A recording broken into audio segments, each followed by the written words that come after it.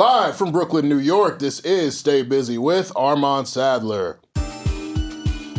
Well, you know that I'm the guy. I'm out here living life. I'm busy. Stay busy. Stay busy. Stay busy. Making moves and catching flights. So please don't waste my time. I'm busy.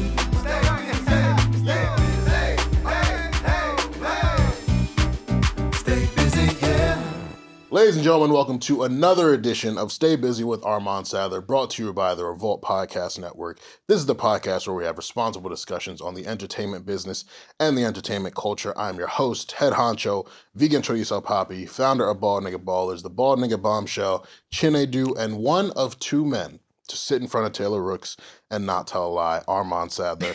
I'm here with the gang, the Panamanian princess, Miss Bring It to Your Front Door, Miss Rarely Seen but Always Noticed, often imitated, never duplicated, my mother's favorite part of the podcast, Miss 2Bs. What's good, Miss 2Bs? What's up? I'm happy to be here. Happy holidays. Absolutely.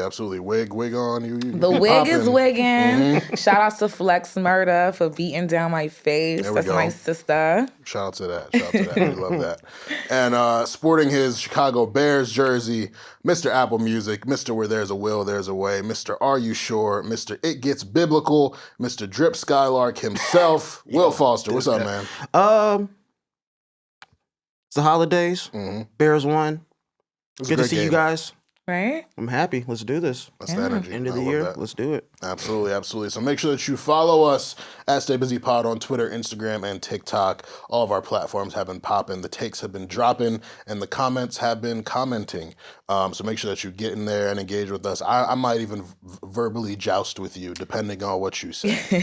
So drop some thoughts on the things that we say, because I know y'all don't be agreeing, and y'all be hiding. Y'all probably be in your group chats saying, yo, they being crazy. Nah, but bring it to our front door. Miss 2Bs is ready for the smoke. I am. I'm ready for the smoke too. But bring it to our front door. Yeah. Will ready too. I'm ready too. You can bring it. And I got his bag. What happened? Yeah, what's up? What's up? Get it shaking with us, nigga. Right or wrong, I'm with him. But also subscribe to our YouTube and subscribe to all audio platforms. Leave a like, comment, share, rating, all of the various ways that you can engage with us, because it means a lot to what we're doing. And if you would like some early, bonus, raw, unfiltered, unhinged content, hit the podcast OnlyFans, patreon.com/StayBusyPod. Now, we're recording this the week going into Christmas. When you all hear this, we'll be preparing for New Year's Eve. But we do want to wish you all a happy holidays. And as a result of it being the end of the year, we have some special end of year content for you guys. But it's not going to be your usual, what's your top 10 albums? Who's your favorite rapper? Whose voice is that? I don't know. Just one of these nerdy podcaster journalist niggas who don't matter. We have some fun things prepared for you all. And I think the best place to start, now, if y'all have been on social media for a long time like we have been, every year, one of the best parts of every year was that calendar where they would document the funniest memes, the funniest moments. We always go back to the girl with the hair, Gorilla Glue Girl, yeah. That joint. Or the one walking up the steps. Yeah. Or the sweater, people didn't know if it was blue or yellow from back in the day. It was gold, by the way. Yeah, that joint. So there's just been countless moments, and I loved that we had recipes back then and people would make this calendar. It doesn't happen now. No. So Stay Busy is taking it upon ourselves to make this moment calendar. Now, the meme game has been slacking in 2025. Y'all ain't really been doing it with the memes. Y'all been trying a lot of different sports-related ones, music-related ones, but they just haven't hit the way they've hit. So these will be more focused on moments, significant moments of the year, and we encourage you all that when this gets posted, please jump in the comments, let us know what we forgot, let us know if you agree, and just, hey, laugh with us in recapping what's been a pretty crazy year. So, let's start it off. January 2025. Moments of January 2025. ASAP Rocky, his trial started, and Drake also filed the lawsuit against UMG. That was this year, y'all. Yeah. That's crazy that that was this year. Yo. Shout out to ASAP Rocky, because after that, his year went up. No album. Yeah. But the year went up. And it's funny because a lot of people were like, excited about the album because he got off. Anytime a nigga get off, the music gonna be fire. And he's been teasing the album and pushing it back and all that. I'm personally not looking forward to new A$AP Rocky music. Not at all. He hasn't done it for me in several years. Yeah. But I do think the momentum that he has right now, it's probably gonna lead to a good first week sales and all that stuff. So we'll see. And he had the movie with Denzel. Yes. So Yeah. he had a year like that. And that Trunk song, I don't know if I've heard it too many times and I'm hypnotized at this point, but like I'm not that repulsed by it anymore. I don't even remember what it sounded like. Back in the front to the front to the back. Back in the front Rocky to the front. is he's an interesting guy because it's like people don't care about the music no more, but he's doing movies. He's having babies on babies on babies. Yeah. He's not Yes. stopping. He's having it with a person that has. Yeah. I mean, Rihanna. I could go all day about that, but The yeah, fashion I think stuff, of course. Yeah. I'm interested in what he's going to be talking about. I know the cover he did. He had Tim Burton do it. That which was is- cool. That's kind of like That was really cool. That piques my interest. Yes. Like that's like one of those things. That's like, oh, okay. But he's an artsy Yeah, guy. he So is. him doing something like that, Yeah. I'm just like, okay. Yeah, exactly. It's cool, but do you gotta have see. a release date?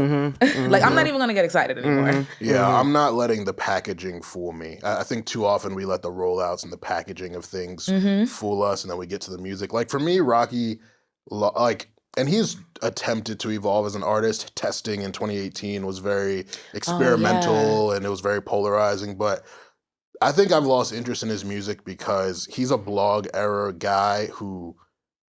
Like, it feels like he hasn't left the blog era. Like, he's still making the stuff that was hot in 2011 now, and it's just like, it's not doing it for me anymore. I've grown as a listener. I have different interests. There's a lot of people I think Rocky could work with and sound more interesting, but he just hasn't made those efforts in my mind. So I think a feature run for him would probably be something that's Yeah. super effective because I didn't hate his verse on that Brent Fires collab. I don't even remember that either. I've been outside all night long. Oh yeah. Oh, I didn't hate his verse. So a feature run, now that you say that was such a great point, I think a feature run from A$AP Rocky would be super dope. It's done a lot for a lot of people over the years. I Yeah. mean, like J. Cole's feature run got people more interested in him. You look at like 21 Savage, he's had his feature runs. Like you do that and you show up next to people that people really fuck with, then it gets us more interested in you again. It can revive a career. So Yeah, no lie. You shoot your man, you get off, you go on a feature run, yeah. have another baby. Like, I ain't gonna front. It's giving Grammy. Isn't he like the face of Chanel, right? Too. Yeah. Like, he's- he's doing the thing. Yeah. But also in that same year, Drake filed the lawsuit. So I'm gonna take it over to you, Armon. Tell us about the boy, your boy. It's funny because when it got dismissed, we weren't potting at the time, so I never got to talk about it. But Oh, here's your moment. yeah, so we'd already known that was something he was leaning towards. In November, they submitted they filed something. I forget the exact terminology, but like in November, he made it clear that he was intending to sue them. And then, yeah, the official lawsuit got filed in January. I mean, right off the bat, like I'd be stupid and ignorant to say it wasn't a bad look for him because it was a very, very bad look. Optically, you lose a rap beef, you take your L, you move forward, you rap. Like you just rap. And you remind us of why we fucked with you before you took the L. It gets complex because the whole botting thing, we know that is happening on these streaming platforms. We know that labels are doing it. Like they have, And they're not even hiding it no more. they have departments and people who are paid to send them bots to somewhere to shift the narrative. And so when it comes to that, I did believe that he had a case. Like, well, what he was arguing made sense. The whole defamation aspect of it, it's murky. You know, people want to preserve the art of hip hop, and I get that. Hip hop has been all about free speech, free expression. If you beefing with someone, you say whatever.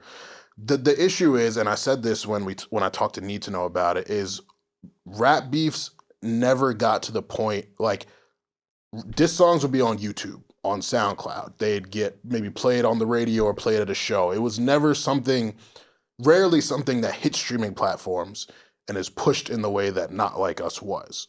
I'm not going to deny that Not Like Us didn't resonate with the people, we were all there that night when it dropped, and we saw the West Coast go crazy for it. We saw its staying power, over the subsequent months. We saw what happened when it was performed at the Super Bowl and the way people reacted to that. Like, I'm not going to deny that song didn't have impact, but a label getting involved and pushing it the way they did, again, I get it. It's business. If you have a hit, you put everything into that hit to get the most out of it.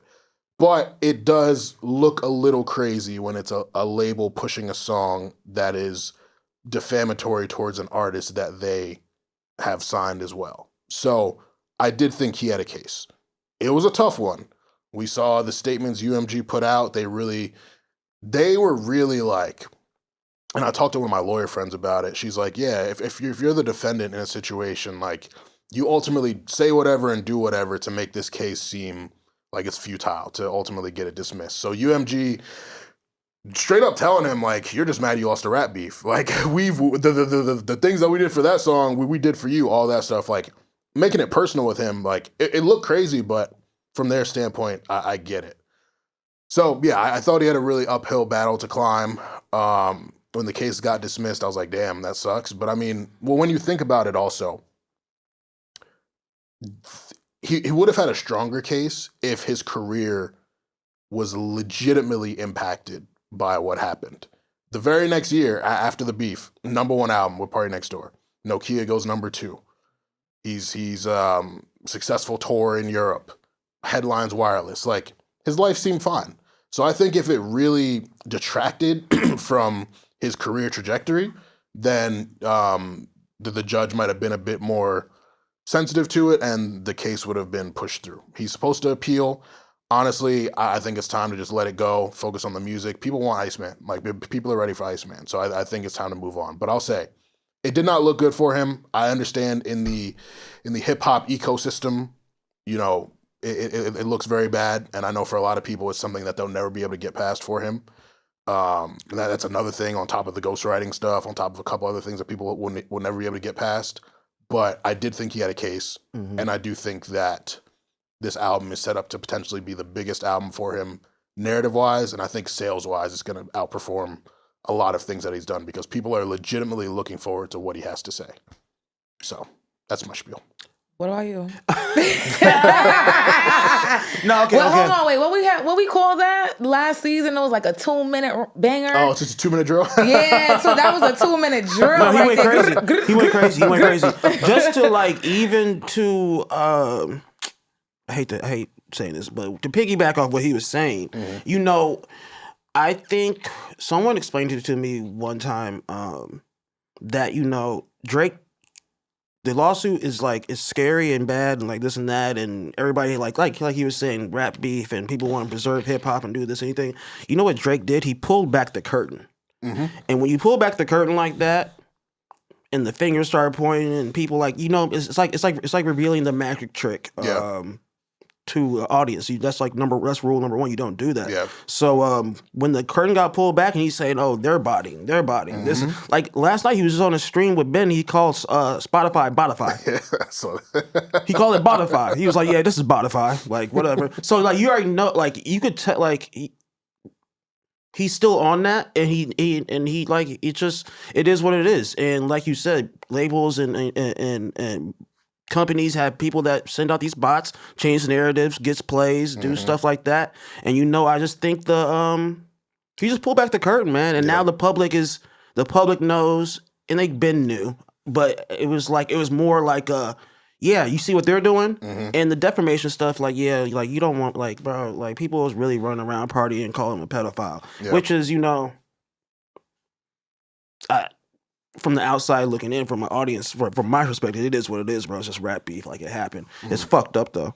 But I mean that's how I really feel about it. I just didn't want him I think pulling back the curtain and stuff is kind of, it's a lot, because you see how during this streaming era and super charting era, you see how stans are, you see how these fans are.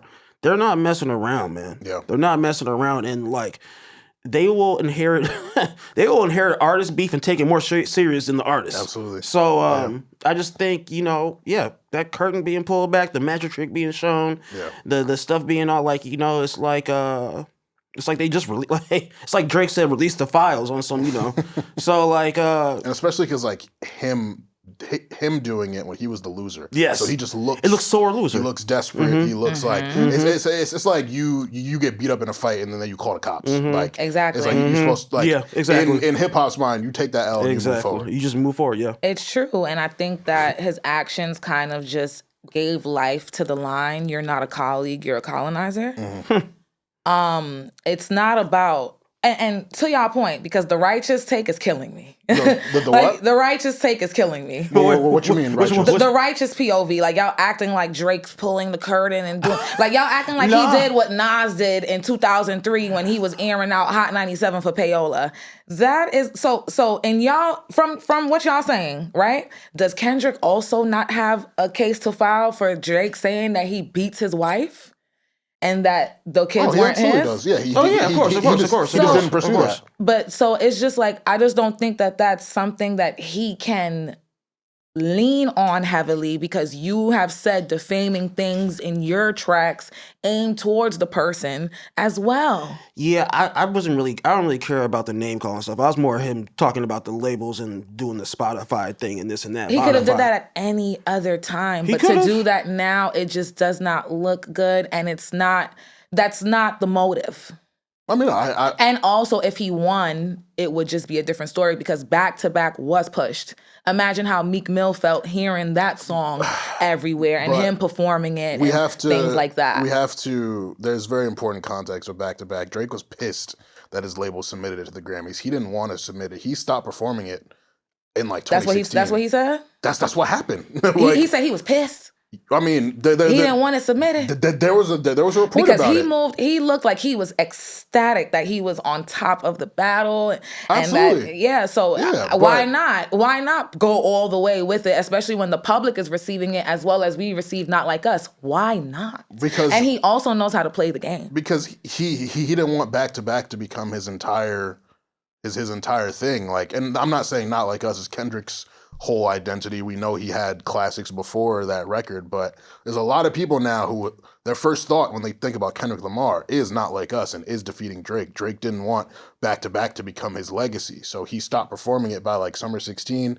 Didn't want it submitted to the Grammys. He moved on. He mostly left Meek Mill alone. So that like when people bring up Back to Back, I don't think it's a fair comparison, because it didn't even chart that high. It kind of did its thing and then it disappeared. Like, we are in a different time. We are, yeah. So culturally, when Back to Back released, it was a different. Just really. You feel me? So it was a different time, but I can only imagine, had that dropped like now, it would get the same type of push. And to be frank with you, the beef with Kendrick and Drake versus Drake and Meek is not comparable to me either, because they've been ain't like each other. So we kind of were at the edge of our seats waiting for... 2 different levels of star. You feel me? It's like, oh, you said some shit about me, now I'm about to diss you. But these two, we've been waiting for them to do this since we were kids. Most anticipated rap beef you feel me? So that takes us... It was hard to move on, because in February, Kendrick performed it right for the Super Bowl. He had a great 2 weeks. Grammys, damn near swept the Grammys categories. Yeah. And then, the Super Bowl performance. Yeah. Samuel Jackson popped up. SZA that was there. crazy. Mustard came out. Serena Williams, Crip walking on stage. I was at a Super Bowl party with some people who were from LA. Oh, and boy. they were just being so obnoxious. They was Crip walking all over the house. They was just, and I also had to cover it, so I'm sitting there with my laptop trying to see all the details like a type of news article, and then I got niggas in my ear. Say Drake. Like, I'm like, yo, leave me alone, bro. Like, the only reason I felt good that night was because the Chiefs got their asses whooped in the game. But yeah, I mean, that's like. And I don't even think it's definitely not the best Super Bowl performance ever, but I think just one of the most memorable, just because of what it represented and everything that went into it. Yeah. So many eyes were on it, like so many different theories. And then you factor in, like, Lil Wayne wanted to be up there. And he ain't want to be up there. I really think he wanted to be up there. Did you want that 5 years ago? Did you want that 10? Like what? He wanted It, that, but it wouldn't whatever. surprise me. Yeah. Lil He Wayne wanted. He Well, wanted. he that. is a sports guy. loves Actually, football, loves performing. actually, At the Super Bowl. when it comes to in his Lil Wayne hometown? specifically, I yeah, think every artist wants to be But there. it just seems like a big chatter about the Super Bowl performance now that Rock Nation is handling it. Oh, absolutely, yeah. And it's like, is it like that's never been? I don't watch sports, so please let me know. Like, has it been a thing where the performer performs in their city? Like, is that like? No, it's happened like 3 times. No. You feel They me? was just trying, like people, yeah. So that's really Yeah, what no. I was. It's just like y'all ODing now because y'all know who's doing it. Yeah, it was especially a lot of theories about Jay-Z don't fuck with Lil Wayne, or Jay-Z's trying to sabotage Cash Money, Young Money, or just like it was very like Stan driven. But we'd never seen someone campaign for a Super Bowl performance in that way and get so emotional about it. So I think the novelty of it all is what made people be so reactive, and so it was such a divisive thing because like Lil Wayne was so like we've never seen Lil Wayne get that emotional about anything ever. He don't care about nothing. I was shocked because at first I'm like, he don't even care. Y'all doing all this online. He don't care. And then he came out, and I'm like, you care? Yeah. Back to the performance though. The design, and everything was nuts. Yo, at the end when it said "Game Over." Yeah. Yeah. And it's like, I know one of the guys that helped with the performance name is Mike Carson, and he used to run Ill Roots back in the blog era days, and like just to see him progress and like, oh my God, you're like building out Super Bowl stages, and they just went crazy. And like, Samuel L. Jackson being Uncle Sam. Yeah. All that type. Yeah, that shit was hard, bro. I do love. It was hard. It was cool. When it comes to both Kendrick and Drake, I love how much they love the arts. I love how much they love what they do and how much effort that they both put into it. That's why they don't like each other. That shit matters for the people that actually care and actually are good. Like you will see, like, oh, cool, like, oh, they're performing without background tracks and they're doing shit like that. Like that's that's when you know somebody's locked in. Yes, as an artist when they care. Yeah, facts. My one thing about that performance, and I tweeted this after it happened, because it was a lot more polarizing than people realize. Like God, it was. Some people were upset that he performed a lot of GNX stuff. Some people wanted his hits, because Super Bowl historically, like you get up there, you're doing the hits. Yeah, Rihanna, she did the hits. Usher did the hits. Yeah. Beyonce, she's done the hits. And so Kendrick doing these newer songs that maybe didn't have time to resonate with people yet. Some people were upset about it. Some people appreciated it, the storytelling aspect of it. I felt like it would have been dope to hear like Money Trees up there. Like that would have been really cool to hear. Or like what's the joint? Mad City. Like some of his legit classics. And he did do some classics. He did Humble. He did DNA. He did a couple other songs that had impact, but like his classic joints, he ain't touch. You know what I wish he did? The one song that I really like. I thought he was gonna bring out Baby Keem and do that one song. Did he bring out Keem or no? No, but I know what song you're talking like, about. That shit is like that would have been hard, but like I think I agree with Armon. Yeah, I mean you need the deep cuts for sure. You need the deep cuts. Like we needed that. Like Super Bowl is a legacy performance. Yeah. Like it's like you're up there showcasing your legacy. It's like it's the highest. It's the highest stage, bro. Yeah. All eyes are on you for your moment. Yeah. And all eyes were on Onija Robinson in February as well. Respect to the lie. A woman from the Bronx flew all the way to Pakistan and turned that whole country upside down. She was my favorite part of the year. I don't care. I'm so sorry. Like, I've actually met her. Seriously? Yes. How was that? Okay, so it was like during Fashion Week, Cash at the performance. During Fashion Week, Cash at the performance. I'm escorting Cash to the stage and this and that, and then Cash turns around. He points out somebody's like, "Oh yeah, get here, blah blah blah," and like she was like with people, so I didn't recognize. Cash told you to get on that. He was like, turn her to a slizzy. I was like, so like that, and so then like, I'm gonna get to that part. So I was like, she was like around people. And I got her on stage, and like, there's a bunch of shit going on. It's Fashion Week, this and that. And all of a sudden, I get off stage, and I turn around and look, and she's doing this, and she's like on stage, and Cash is like rapping, whatever, and she's on stage, the crowd's going crazy. I'm like, where the fuck am I right now? And then she just got on stage. She was real nice, and she was just, Respect to the lie. New York, man. Shabana. Shout out to Shabana. She had the whole get up and everything. She got a BBL. Oh, yeah? Okay, that BBL under the hijab is hitting. Oh God, yo, is I'm gonna have to hitting. peep game. March was a little dry. Yeah. Yeah. Playboy Cardi dropped his album. Music, yep. But yeah. I'm just like, in regards to like everything else we have on here, that's kind of like the lighter thing. And we did speak about Playboy Cardi and his album before, but that was like Q1 ends after April. Yeah, March kind of was like the down of the roller coaster. Yeah. Like, And March then is like the gear up year. It's like it's a gear up month. Like, Yeah. when it's like Yeah. when Literally, shit. 'cause some it's people like- consider that New Year's. On God. yeah. Some cultures Oh, because God. of spring. Yeah. Like that's facts. A lot of Yeah. facts. Starting to get a little that's warmer. that's when it starts to change. You feel But me? we do gotta talk about that man Ashton Hall and his videos. Oh God, I was thinking about talking. the nigga dunking his face into How the water. can I forget about that? Banana peel on his skin. Just He's actually hilarious. Yo, Some of his videos. that shit terrified me the first time. I'm like, yo, the way this nigga, he would go to sleep at like 7 p.m., wake up at like 3, take mad long to get ready just to go to the gym, spraying cologne. I mean, granted, don't go to the gym smelling funky, but the way he would get ready for the gym, come back, breakfast made, that blue water bottle, I forget the name of the Saratoga. brand. Saratoga. The Saratoga water. Like the nigga This just shit had got me weak. endless Saratoga in his crib, bro. bro, didn't he get sponsored by them after this shit? Probably. Yo, my homegirl had me weak because she was like, this is my type. I don't care. Y'all don't be taking care of yourself. Well, God bless. she's not from New York, so let me not even sound like that. But she was just like, y'all don't take care of yourselves. I'm curious, what are y'all get ready with me routines? Like, what is it giving? Like, because my gay homeboy always be like, straight men they don't have good hygiene. They don't know how to clean themselves Oh, properly. no, I'm very intentional about it. I think, yeah, bro. I mean, like I said, I just got my nails done. Like, niggas is Okay. niggas is not Yeah. messing around. we like, definitely like, come on now. Manny Petty. Yes. Well, yes. whenever I go get my hair cut, I also get a facial done. Okay, period. I charcoal mask once a week. Oh wow. Ooh. I mean the basics like shit you got to do, brush floss, Yeah, yeah. mouthwash, like that yeah. goes without But I saying. mean the extra shit. Like, what do you do? What do you do? What do Yeah, y'all do? so it's Manny Petty-ish. It's charcoal mask. What else? What else is the extra shit? Beard oil twice a day. Okay. I'm just trying to fill it out. You know what I'm saying? Yes. What else? What else do I do?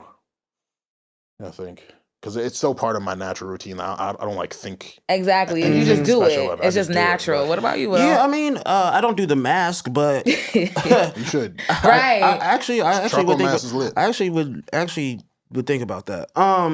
But pretty much the same routine, bro. Like Manny Petty stuff. I use Kiehl's. I bought it. I love their product. I use it a lot. I like their lotion. I got their whole little like step by step thing to like clean and wash your face and do like stuff like that. Yeah, like just like pretty Yeah. normal stuff. Like, bro, you could tell when somebody is funky or whatever. Or they this cut and that. corners. Yeah. Yeah.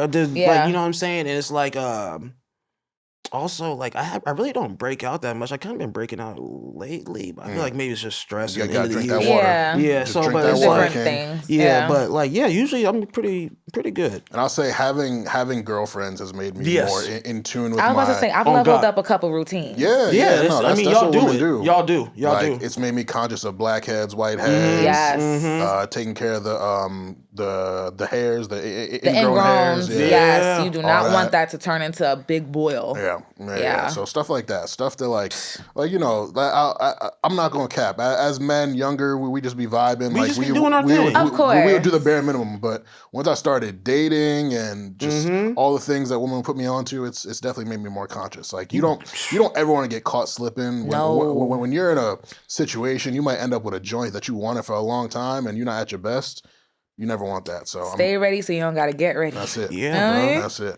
That brings us into April. Gayle King going to space. That was the craziest thing to me. I forgot about that. Yo, when she rung that bell, I said, sister, that's how I feel on this day right now. I made it to the end of the year, child. I ain't doing this shit again. They really did go to space. Oh yeah. Gayle King literally went That's to tight. space. Or did she really go to space? Because, you know, that's always a thing. You Like, think, so you think they faked it? I seen people say it. people be saying, they didn't really go. yeah, humans have never been. That's what they say. I Humans love have never space and been shit there. like that. I'm gonna believe but I it can't lie to you. because it's Gayle King. She's a legend, so I'm believing. And she strikes me as an honest woman, you know? So I'm going to believe that. Yeah. I'm going to believe that. And in April, I also went to Cartel's sold out Barclays show. Oh, boss. And him being home after 13 years and selling out the Barclays back to back like that, I ain't gonna front. I did have to bum rush the second day, but I wasn't missing it. I wasn't missing it. I'm sorry. He burned that place down. Did he? Did he? Oh, wait. Oh, no. You In my murderer. that one It's on fire. I heard he burned the house down. I don't know. That's what they say, and that's what the Listen. story Burned is. it to the ground, I nigga. didn't know I didn't catch what he was putting down. I did not pick up what he was putting down, y'all. It that was caught me brilliant. later. That was brilliant. My fault. That was brilliant. I hate you. Yeah. And he came Allegedly. home. He came home, and then in May, Diddy's trial started. My goodness. Well, he not came home. He sold out the Barclays after coming home last year. Yeah. Then in May, Diddy's trial started. I was contracting for OKP at the time, and they wanted me to be outside. Whoa. They wanted me to be outside. It was a zoo out there, too. And I was just like, I'm gonna be honest. And this is no disrespect to the people that I knew that were out there, but I'm not them and they're not me. And I don't do that. I don't do paparazzi shit. Bro, it was crazy down there. You feel me? That shit was a circus. Everybody was trying to be the next Megan Cuniff, and I just didn't appreciate it. I'm not gonna keep up with any other, like, not any other cases, but unless the case is like relevant to me or I give a fuck, I'm not gonna be keeping up with these cases. So I don't want to go. So I just feel like there's also a nuance that needs to be approached with this type of reporting. That when you're creating a video, it just comes off like gimmicky and clout chasey, and I think that's why a lot of the people were getting like negative backlash for their reporting on it. It was just insane to me. Yeah. Like I didn't have the opportunity, but it's something I would have to think about. Like obviously as a journalist, being on the ground for that, while it was a very fucked up trial, it's like it's historic, and you can say, yo, I was there outside, or I was even I was even in the courtroom getting these direct, Hell yeah, like all that stuff, but. It's tough because you got like one wrong report, or you say the one wrong thing, or like you said, like imagine me being out there doing man on the street interviews, like, hey, so do you think Diddy did Imagine it? Like, Armon for real, like I can't. That would be nuts. That would be absolutely nuts. So it's something that I would have to think about, but I do salute the people who were in those rooms providing us the information. Right. Lord knows I had to write like 4 stories a day on that shit for 2 months. So shout out to Megan Cuniff and the other dude who had the direct quotes and all that shit, but it was a lot. I mean, between the Kid Cudi appearance, Cassie, all the sex workers who were popping up, like just the shit that you would hear about Diddy. Like, it was like a different day. You just heard something else that was just incredibly sick. Like, god damn, bro. It's just like yeah. And also, like, I've been to a Diddy party before, and I didn't see anything, but I definitely at that moment felt like I made it. Like I was still in college or like fresh out of college, but I definitely felt like I made it at the time, and like. I do have personal relationships with some people who are connected with the camp, and not that any personal relationship that's not like super close would impact my job or my reporting, but it's just to be mindful. Like it wasn't entertaining. Like you always say, it was not entertaining to me, and I just want to keep it light if I'm not going to do things properly or consistently. Absolutely. June was a little skimp for me. June, I mean, we got the Love Island season 7 debuted, and just immediately it was Huda. Huda and Jeremiah was just the talk of the internet. I don't know how you felt, because again, I've only been watching since season 6, so I'm only 2 years in. But like the social media discussions about this season were extremely annoying. Because there was a lot of people, some people jumped on the wave because they saw how poppin' the show was. Then the people were like, oh my God, it's Love Island. It's on every day. Y'all so annoying. It literally is. And then they would start watching just so they could see what we were talking about. But it was clear that like people didn't understand the show. But then also some of the cast, like Ace, like the way they were maneuvering, his bestie. It felt more like a game, which it is a game show, but it's like ultimately the goal is to find love. And it really felt like the cast members were coalition building to get people out so you could get closer to the money. And so, it just like immediately the show kind of rubbed me the wrong way. Like once Charlie got eliminated, it was just all downhill from there. Because it went Charlie, and then it went, who else got eliminated after that? I think it was Hannah. No. It was Charlie and then Jalen.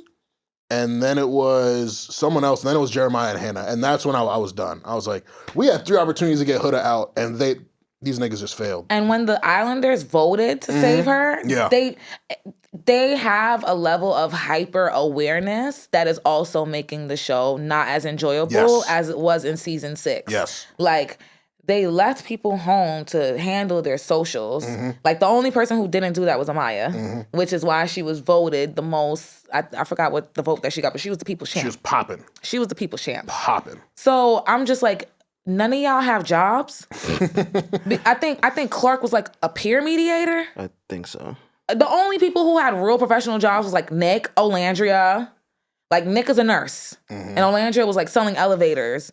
And like, it was like one other person who nobody else had a job. Yeah. Everyone else wanted to be an influencer and a creator. So I do think that hyper awareness of their own personal brands and what comes out of the show made them perform all damn day. We ain't never seen them be real until that damn, when we all voted and ranked them, that's when they were humble. They was like, oh shit. And I didn't agree with the rankings, because at that point I'm just like, all right, the MAGA watchers are getting in here and they're like, hell no, not another black couple ain't gonna win this shit. And like Taylor and Clark being last for everything just because Taylor wasn't with Olandria, like. Okay, before we move on from Love Island, I gotta go on record saying, okay, it was some hating ass shit for me to vote for Taylor and Clark to go home.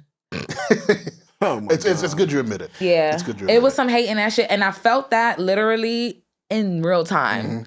Like, when they went home, I was just like, damn. Yeah. Like, and for me, I wasn't that mad at Taylor.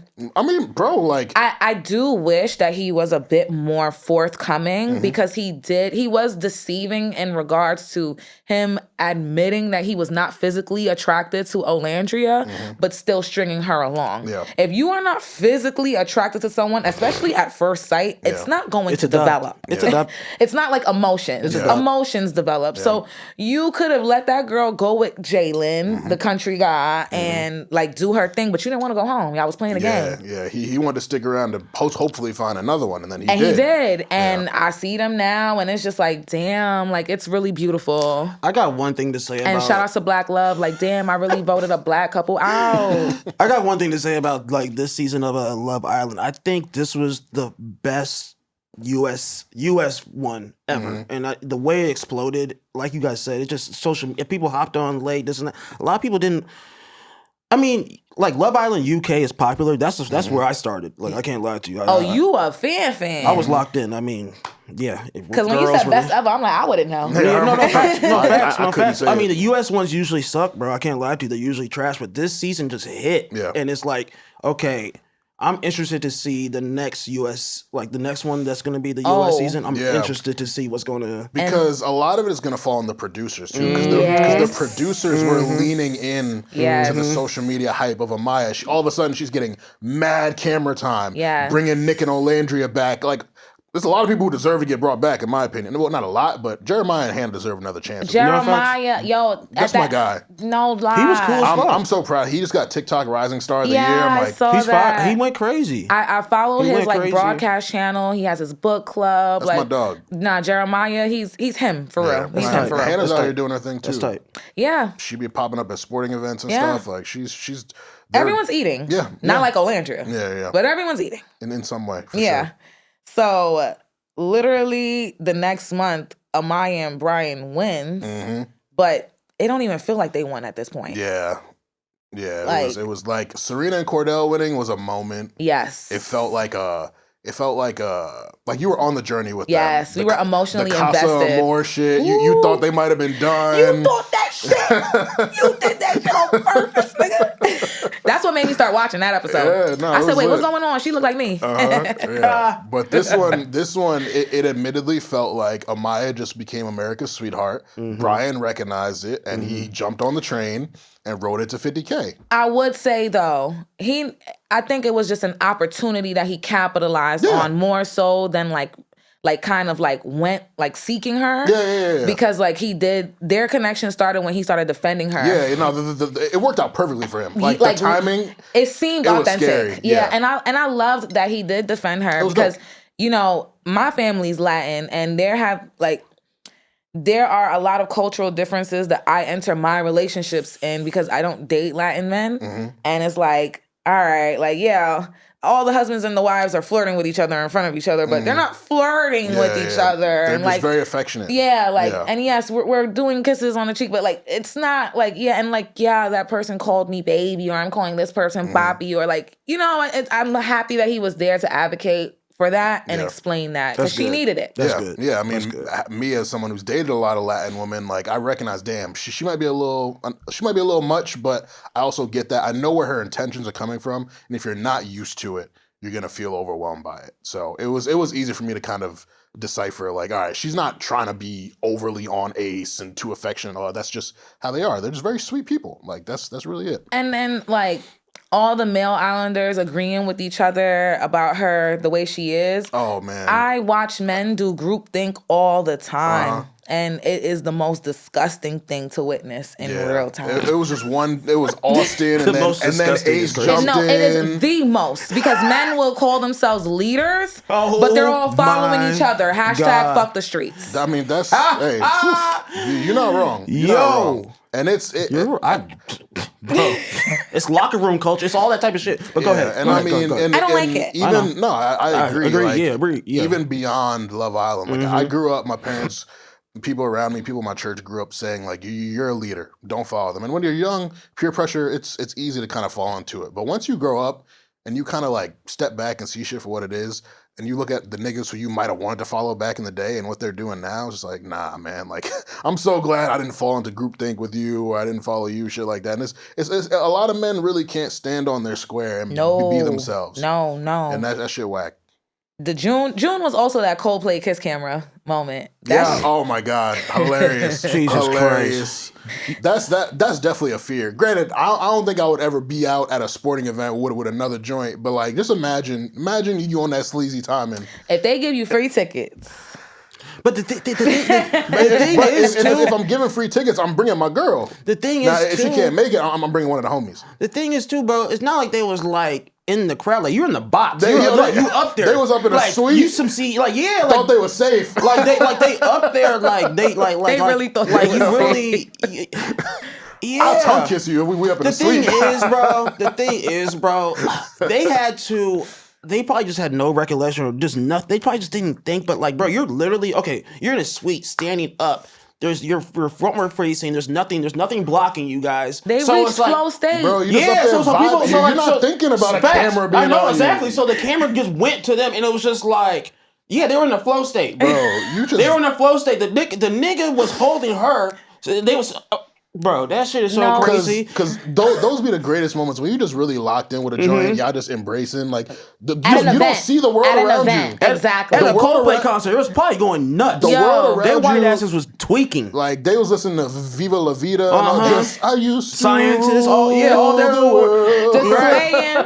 Hands locked like this. Bro, oh, I love doing that. Just locked. Just like, locked in. The world around you don't exist. It don't. And then niggas gonna get you on camera and get you caught up because you out here being sleazy. You know what I'm saying? Speaking of caught up, September, Young Thug got caught all the way up with them phone leaks. Oh man, I thought that shit was never gonna end, but you know what? Young Thug is innocent because that's what all y'all men do. Oh yeah. You know how many niggas have pillow talked with me? That's what they all do. They don't be honest with each other. They know that they be feeling away about their mans, but they won't tell their mans that they gonna come here and tell my ass. And I gotta sit here and listen, and then you gonna be right in front of that nigga, hanging with that nigga again. So, yeah. They be harbored hate and shit like that. Exactly. Niggas be in real secret competition with each other. Yes, and, they do. And then factor in the fact he's in jail. Yeah, and that too. You're just sitting. He definitely didn't think there was a chance he would get out at a certain point. At that point, yeah.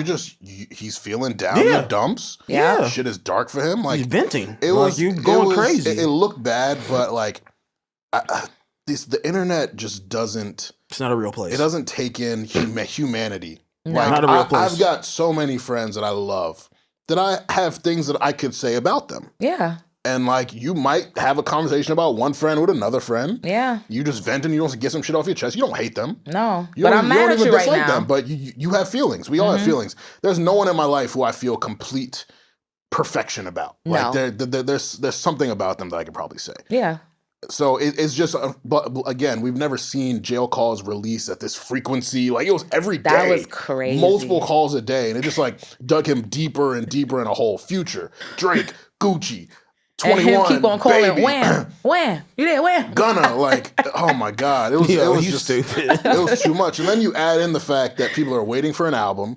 You add in the fact that people were trying to call him washed. Like, it just, Thug did not have the narrative on his side. He deserves some grace, though. Absolutely. Like, he definitely deserves grace. People were dragging him for things that I know for a fact they have definitely done themselves. Because men, I've always been the girl who's cool with the guys. I've always had a nigga or a roster. She's a spy.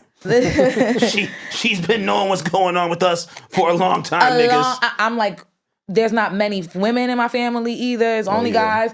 Like, yeah. She's a spy. Been on timing. But you know what brought some sunshine into October? Natasha Bedingfield and with the Skrilla. bar. I see what you did there. I see what you did there. Because I'm like, hold on. We got to get into everything. This year was packed, so we Pocket got to full of flow through sunshine. this. You feel me?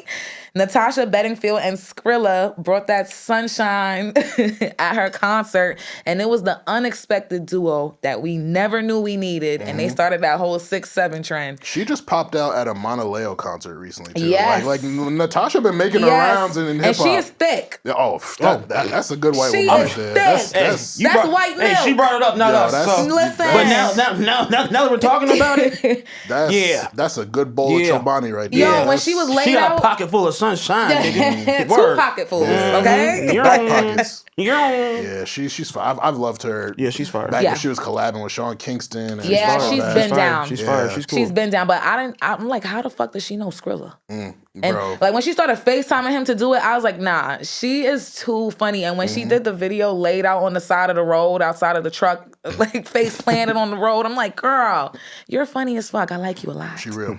She real. Speaking of real, I didn't think that this shit was real. Because they've been saying that this man was going to come home since I was like 13. Bro. But Max B came wave. home in November. I love it all. Yo. I love it all. Like, He was made for this Yeah. social media. yes. I love it. He's ready. Yeah. Like when he Shit previewed about to that get Folded viral. remix. It's about to get it's about to get viral in 2026 from Max B. I promise you guys. And like, I don't want promise anyone you. to expect for him to like move the needle or Yeah, save yeah, East Coast hip hop. yeah, no. He's coming to continue what he was already doing and finish it off. Yeah. So, and I'm here for that. I'm here to see it. You feel me? When's the show? What's his show? I don't. I haven't heard anything. I need to about be it, up in but there. I Yeah, we'll feel. I definitely mean, go. shit. Stay busy. We probably need to cover that shit If- live. Some shit like no when we lie. find out, we gonna find out. Yeah. We gonna tell y'all. We gonna do it. We will be there for sure. Yeah. November? No. What happened? Funeral Stud. We cannot move on. 1, 2, 1, 2, 3, release them. Oh, you are. Got some things I need to say. Did she release like the real song? Yeah. Yeah. And That shit apparently, fake a bop, yo. I'm not gonna front. That it's shit a not bop. fake a bop. That's a bop. Those, like, She got a pen. She wrote with a level of got a conviction pen. that we probably haven't heard in pen. a long time. She could write for a few. She, you know, she And could- apparently it's inspired by true events. Her entire family is like gone now and she's like by herself and she That's sad. dedicated that song is like to her mom and brother. I don't sad. know the full story, but I know that she's grieving and that inspired the song. Yeah. And like I'm happy that she was able to capitalize off the meme as Yeah. well. Like she's doing her thing. Yeah, like yeah. shout outs to Funeral Stud. I'm excited. I don't know if she's gonna do anything for 2026. But Yeah, I mean, but hey, enjoy the moment now, like turning a very unfortunate trauma into just you being a viral sensation. Like, I'm sure there's some gratification for it in some way. So yeah. definitely salute to that.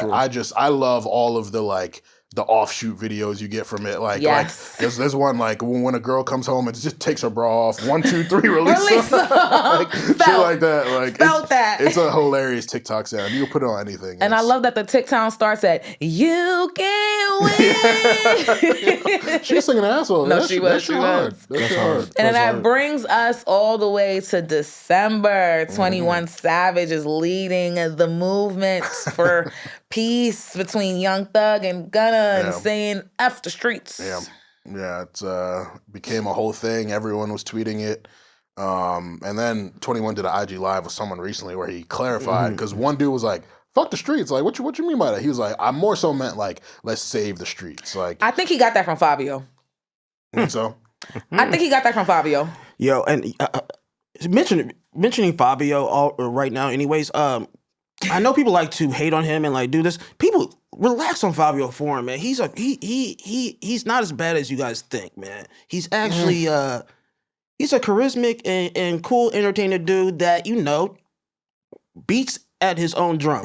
He just does what he needs to do. That's the best way to put it. But other than that, yes, he's definitely like harmless to a degree, but he's just funny because he can't spell. Yeah, that's what I'm saying. The whole Black Boy Mac shit earlier. That was nuts. That happened this year. Smoking in the Airbnb. And bro, I was there. I set up that session. No shade. When I went to On the Radar and Gabe said we couldn't smoke, I was like, hold on, I feel Fabi and TJ now real quick. I ain't gonna lie. Rappers do not play that shit. No, I felt that a little bit. He said we had to go on the balcony. I said, oh, shit. Yo, you're crazy. Just go to the balcony. I'll say, as the guy who doesn't smoke as much anymore, I have friends who are crazy potheads, and it's like it brings me back to when I was a huge smoker in college and probably how annoyed my non-smoker friends were with me because I was like, before we do anything, we got to hit this blunt. Yeah. And if we're going somewhere, yo, can we smoke in there? Like shit like that. So like that aspect of weed culture where niggas who smoke feel entitled to being able to smoke anywhere, I'm just like, bro, it'd be killing me sometimes, gang. I was probably so annoying back in the day. And it's like, yeah, bro. Nah, but I feel like Fabio still had a good point. I think that he is the one who introduced that refined take of that fuck the streets movement because he's like, the streets, I don't want to read it because that shit gonna give me a headache, but he basically said like, heal the streets, help the streets. And which I would agree with. Yeah, so when he said that, I retweeted it and said, a broken clock is right twice a day. When him and Boosie spoke, I said, a broken clock is right twice a day because let me tell you something. You can't just like be like, fuck the streets. And then after you've like, your whole entire career is built off of it. Like, come on. Boosie said, rap about fruits. Like, what are you gonna rap about? And like, it's just kind of like bogus to me because like all of these people are fathers, and there were like many good reasons because they have multiple kids. There were many good reasons to say fuck the streets. A long time before this, a lot of them have already went to jail, got shot, went through the trauma, did the things. And you now saying have y'all? I think so. It's tough because I 100% agree. Like the timing of it is like, all right, bro, now. But at the same time, I think better late than never, I guess. Right, because when you think about Atlanta and the last 3 years and how it's just continued to just become divided, Thug and Gunna, and then you have all the shit with Future and Metro and Drake and how that split Atlanta up. It's like.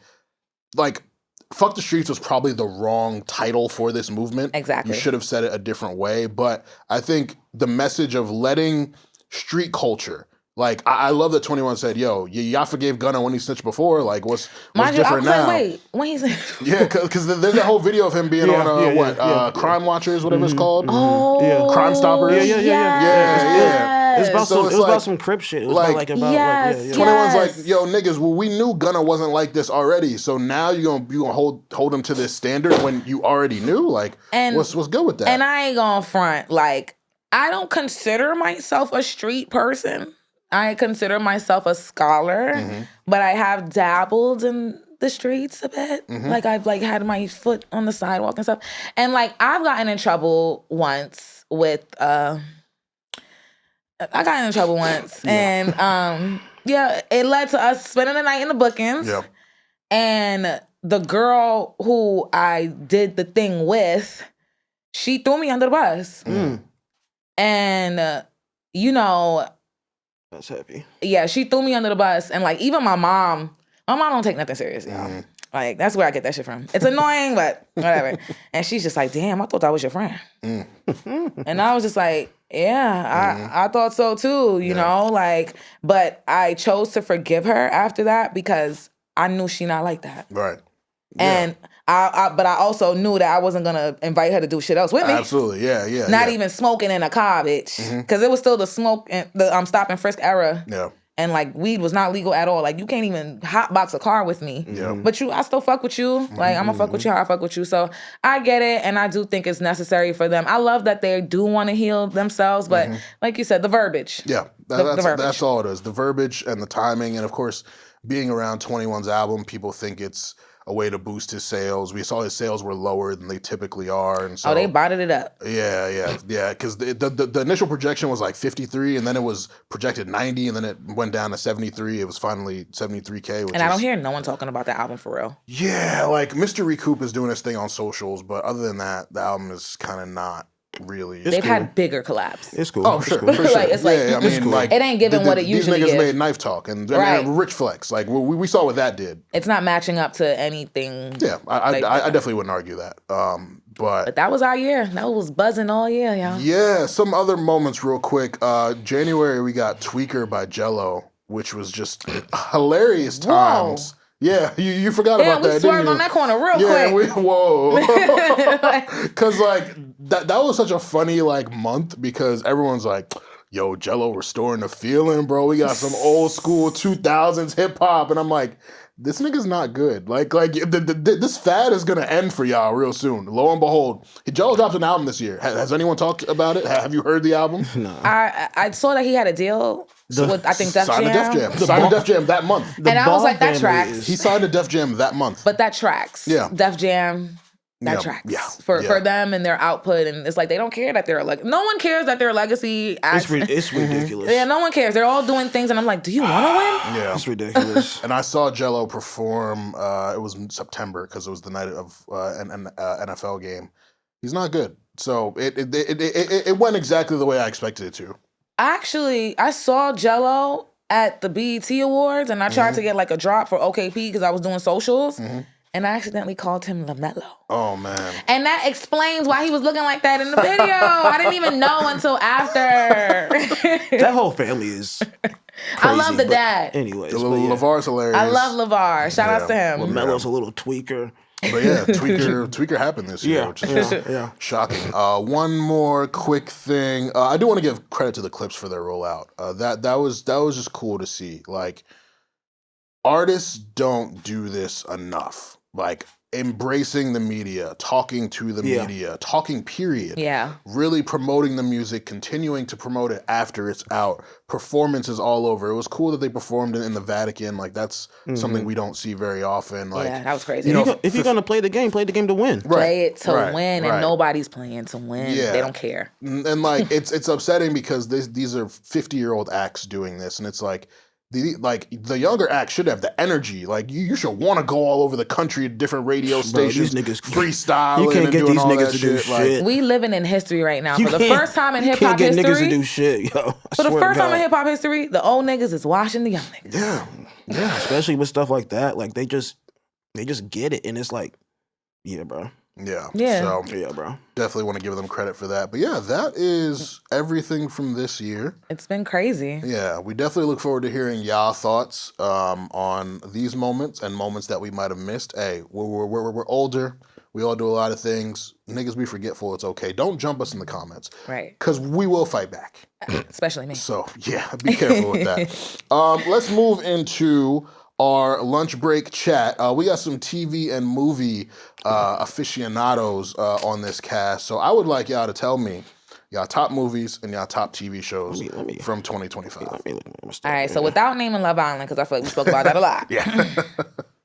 Welcome to Derry was so good. I was one of the people that jumped on the bandwagon without watching any of the movies. Oh my Don't god! judge me, don't judge oh me. my god! Seriously? My dad dragged me already, please. Just do that over the break, please. I told him, I said, after the holidays, when I do finish that, my do holiday that. watching, I'm going to watch it. And I'm going to you'll watch like the old ones too. You're gonna like it. Yeah. You're gonna like it. Yeah, so, but I was very, very interested, like, very satisfied with the entire show. Them kids are acting their asses off, yo. Paradise, good as fuck. Yeah. Sterling K. Brown. A lot of people love that. Always acting his ass off. A lot of people my love God. that. He was very good. I'm good at guessing plot twists, but that twist, I couldn't get it. Like, at all. At all. Forever on Netflix. Did you guys watch that? I don't think I. Okay, y'all gotta find, well, you watch it with your girlfriend and you find a lady friend to watch it with, because that's one of those shows that's gonna make you reflect on like your puppy love. So it might, I don't know what, it's definitely one of those. And Mara Brock-Akil, she's behind it, and I'm glad that she's able to like influence a new generation. So Is that movie with like the two young black? the show when they was in love. Yes, Yeah. Oh, okay, I have. Yeah. That is a great show for like puppy love or like falling in love. Yeah. Or like just the whole beginning start of a relationship when like you guys are courting each other, you guys want to like where you damn near just can't go without seeing this person. Yo, like and that's when it's like that's a special time. a childhood crush was so intoxicating. Yes. Like remember going to school, that's the only thing that you can think about, and it was just so much pressure that we put on ourselves. Like, and like my current relationship, we used to date when we were in 7th grade. Oh, really? wow. Yeah. Damn, So, that's fire. That's fire. I put it on and he was like, he just paused it like, why the fuck I feel like we watching us? And I was like, because we are, and I put it on purpose. That's hard. Damn. And my top show that I liked was a Tubi original called Damascus. Okay. It kind of bothered me that a show starring Janet Hubert and Martin Lawrence doesn't have a bigger push. Yeah. But I know that it was dropped at a point by like the studio, I think Lionsgate, and then picked up again by Tubi, and it really does a good job of exploring Black male mental health. I don't think a lot of shows do a good job. Like once they get to the mental health part of the show, I kind of be like checked out. Like, all right, y'all annoying. Like y'all not even doing this right. But I feel like the way they did it was such an interesting way because they like incorporated sci-fi in it. That's tough. So like Damascus on That's tough. Tubi, That's tough. I recommend. What about you, Will? Okay, I'm gonna talk about movies, man. You know, I just seen it recently again in 70, but One Battle After Another is so amazing, and Tiana Taylor, from the Sweet 16 until now, you are a problem. A problem in a good way, from entertainment, from making music, from choreographing people's dancers and doing stuff like that. You are a problem. The way you played in that movie, in that role, and what you did, and you know, if you haven't seen it, she does some controversial stuff that, you know, a lot of that type of stuff happened back when, you know, these revolutionaries or people that were trying to defeat the government or this and that. But the way she acted in it was so amazing, and and then Leo is amazing in the movie, anyways. And then Chase Infinite, seeing Chase Infinite get a role like that, and Which one was that? That's the commander. No, the daughter of Leo and Okay. The daughter, like the final scene when she drives the car and does all that type of stuff is woo. Yeah, and then she even sees her father, and she's still in the mode of like, I have to protect myself because she's so scared. And just amazing. Her first role being Oscar nominated, winning awards, doing that. Another movie that I really liked, and this is a movie for if you ever won anything in your life. F1 was amazing. No one talks about that movie. I was gonna bring that one up. F1 is amazing. I just love the whole everything about it. Yeah, like Brad the whole Pitt. That Botox was hitting. It was like he was like the perfect like scrubby old white. Literally, and he's still fine. And him and Damson on the screen together. They I was were amazing. Like, it's a lot. They were amazing. They were amazing. I want like if that came out in the early 2000s, Damson would literally be like a bigger blockbuster movie star. Like even immediately after Snowfall. I don't know what is the disconnect because he can act his ass Yeah, he was really off. good in that movie. He was really good in that movie. Really good. He stood across of he stood across of Brad Pitt and went toe to toe, and you know, literally at the end they win and this and that, and it's cool. It's like, you know, it's a story about greatness, man. A story about like stuff like that. So and peaking. Yes, peaking. And like a redemption story. Like it's a lot. It's multiple themes. I love it. That was a good summer blockbuster movie. If you haven't seen it, see it. I think it's on streaming too now and stuff. So at this point, that's good. Another one for me was Weapons. I don't know if you guys saw Weapons. Weapons. I didn't like it. You didn't like it, for real. I thought it was a cool story. The ending was funny. It was cool. It was, you know, the kids chasing her and doing this and that, and you know, it was a decent movie and a decent story. It felt like I was listening to a scary story around a campfire or something like that. So it was cool to me. There was a lot of holes. There's a lot of things that a lot make of holes. sense. So it was like, yes, it's a very like holy campfire story like type of thing. Yeah, I like that.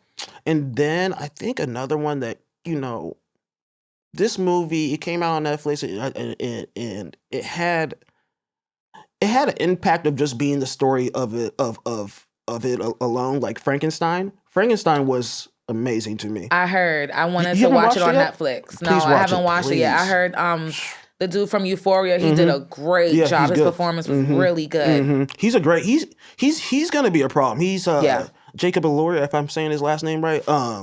Yeah, he's amazing. He's amazing. And then Mia Goth is in it too, and then I forgot the last guy, but yeah, that movie right there, bro. The editing, the story, you start to feel the humanity that is still left in Frankenstein, Jacob's character, and it really starts to shift the narrative, or not even the narrative, the story or feelings towards him, instead of like, yo, this is not a monster. This guy has he said he can't live and he can't die, so he's going to be here for eternity, and all he wanted was a partner.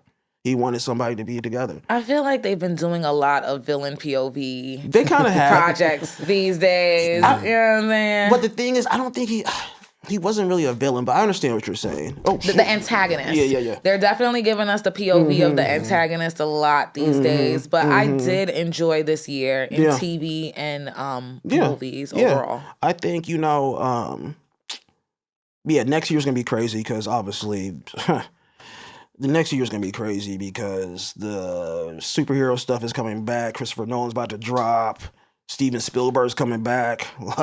It's about to be. It's going to be stacked. 2026 is going to be serious for TV and film. For me, it hit a little bit more than the music. Yeah, I mean, I said that to somebody, and they're like, I never really compared them. I'm like, bro, it's not like it's entertainment. It's entertainment. Yeah. What has cultural impact to you? And it's like, yeah, and music, kind of, Yeah, I'll say the hysteria around a lot of movies and TV shows this year made me wish I was more into movies and TV. Like y'all know, I watch a lot of sports. I watch a lot of wrestling. I listen to a lot of podcasts. I play video games. So like TV and movies kind of fall on the back burner for me. Like last time I went to a movie theater was August 2024. Wow. The last TV show that I really like sat and watched that was new, Love Island, and then I watched You season 5 this year. Like I'm not, as you should. Yeah, I'm not too tapped in. Like, and it's not that I think anything is bad or like whack. I'm just not as interested.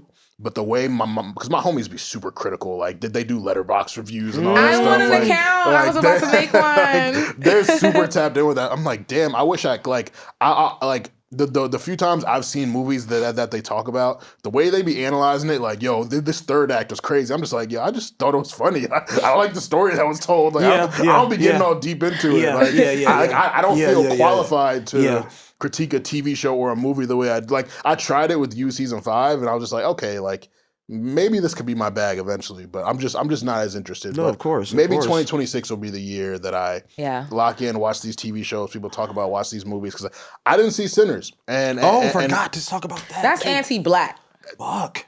There's definitely a lot of narratives. There's a lot of narratives. How you ain't seen Sinners? I seen that shit 3 times. They got that shit on HBO streaming, my nigga. Just go watch it. You just don't want to watch it. I mean, but that's kind of what it is. One thing that you said, I think as consumers nowadays, how much stuff we consume and like our bandwidth, like, it's tough. You can't, like, for you just can't get to movies or TV. It's really tough. Like, it's tough. That's why bro. I only watch the black stuff. It's hard. It's hard. And the good white stuff and the messy white stuff. It's hard to consume all that and then actually like be passionate and informed about like you said. I just like the movie. I just like the scene. It's content overload right now. Yeah, bro. It's nuts. Like content becoming such a big word and everything becoming content is it's overwhelming. It's really overwhelming. Like there's times where I need to just take a break from everything, bro. That's what TV is for me. It's like escapism for me. Yeah, it's like not a real world, especially if I'm watching something that's sci-fi. Yeah.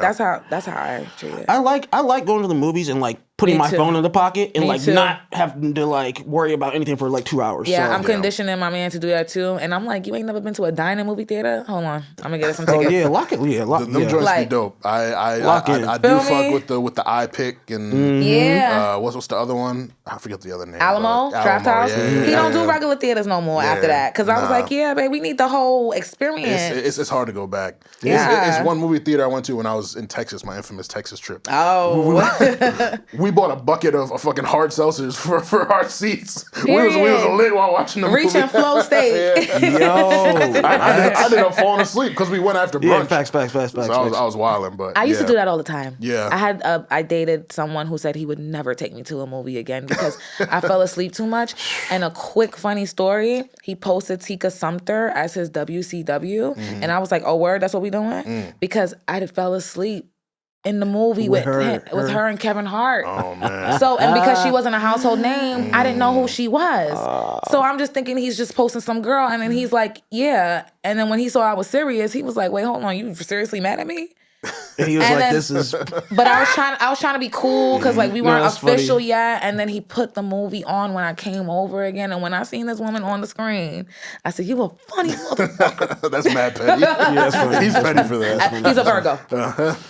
That'll do it. Yeah. From what little I know. Yo, you're funny. You're funny for saying you just like low key saved yourself again. Right. Like that was nuts because you really could have set it up to Right. Virgos might be on your ass. And this nigga said, So let's transition into an engaging way to figure out what our top 5 albums of the year are. We're going to do some trivia. So how this is going to work is we're going to guess each other's picks. So for example, when it's Will's turn, Eb gets 1 guess, I get 1 guess.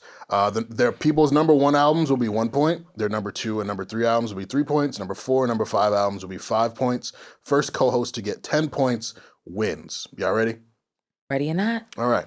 Let's start with. So, also, just to clarify for listeners, Eb will be doing top 5 singles. Yes, So we're because gonna get some artists aren't singles for making her. albums anymore, like Beyonce said. Yeah. So, all right, let's do it. Let's just start with you, Will. Eb, you can guess first. Ladies first. I don't get a clue. No, you just got to guess. yeah, it's kind of tough. Like, Oh, wait, what? This is tough. Nah, we'll be all over the place for me. I do. All right, but his number 1 or number 5? You might snap. I feel like you know. Because I'm me. just like, You kind I of. have an idea, You know where I want to go. but I feel like You know I'm a YN. I know. So I'm like, which Y- YN he was a tapped in YN with? fan. It might not be my number 1, but yeah. But go ahead. I'm going to guess. We already talked about it once today. We talked about it once today. Okay, that's the clue. It came up like Armon, we might have to share this point. it just came. It came up quick. It came Yeah, I up quick. mean, you should be able to get it. You don't even need me. I know the pressure. All right, I'm going to say.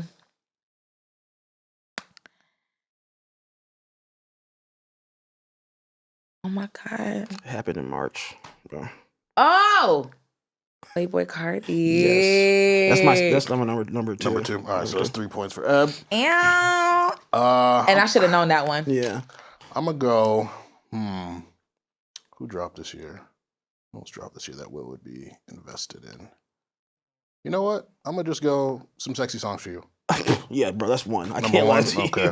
That was That's my for me. 1. I feel like we all got that one. Yeah, I feel like we absolutely do. Yeah, We absolutely do. yeah. Because I was like, I know Armand's one already. It's the same one as mine. Yeah. All right, so now we're guessing for you. All right, this one gonna be a little harder because I'm doing singles, singles. all right?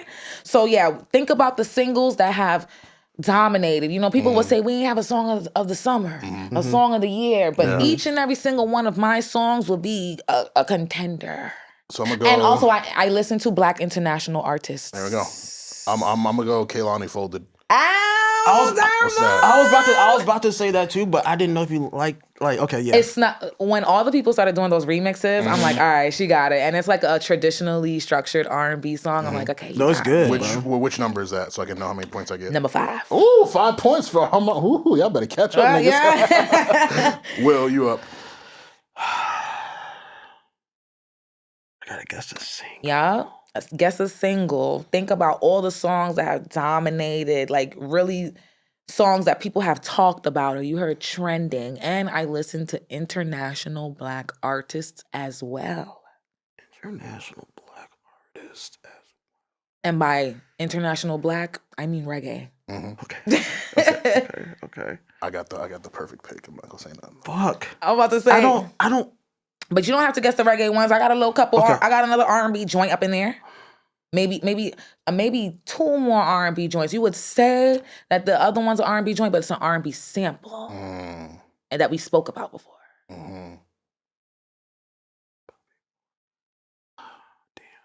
I don't.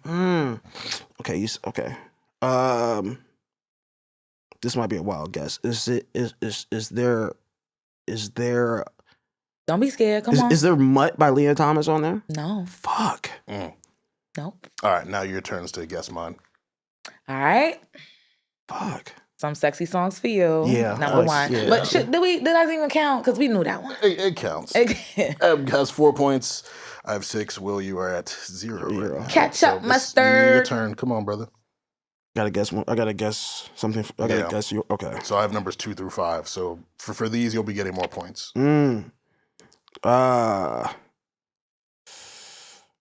Metro Boomin. No, sir. Can I take Will's guess real quick? It don't have to count. Go ahead. Do you have Leon Thomas on your list? No. Oh damn! I thought I ate. All right, so we're back with Will now. I know what's his name dropped. Let me look up the name. Yeah, because I'm like, wait, I don't remember who dropped. Let me look up his name or the name of his project from this year. Okay, that's. Do you like NBA YoungBoy? I do, but not like that. I would say you don't strike me as a. Ken Carson, More Chaos? Not on the list. Damn. Okay. I would have thought. All right, so we already got Playboy Cardi. And some sexy songs. And some sexy songs for you. What number was Playboy Cardi? He was 2. Yeah. Oh, that was 2. And then Sexy Songs for You was 1. Yeah. Okay. Do you have Leon Thomas on your list? I do not. So why would you say I got him? I don't know. All right, back to Eb. Fuck. You can go first, Will. Okay, songs. Damn, it's so crazy you said Folded because Folded. But another big R&B record. I know. I'm trying to think. Another big R&B record. It was a sneaker, a sneak record. Like, ooh, you came out of nowhere. You know it? I might. I don't know. I'm going in a different direction though. You seem so confident. You told it. I was about to say, I think he's gonna try the reggae route. Said, He's like, I was like, well, you know it? I was like, what? Like, hold on, let me hide my deck of cards. God. Another R&B song that went crazy. That's why. This clue might give it away, but the song was strongly supported by a tour.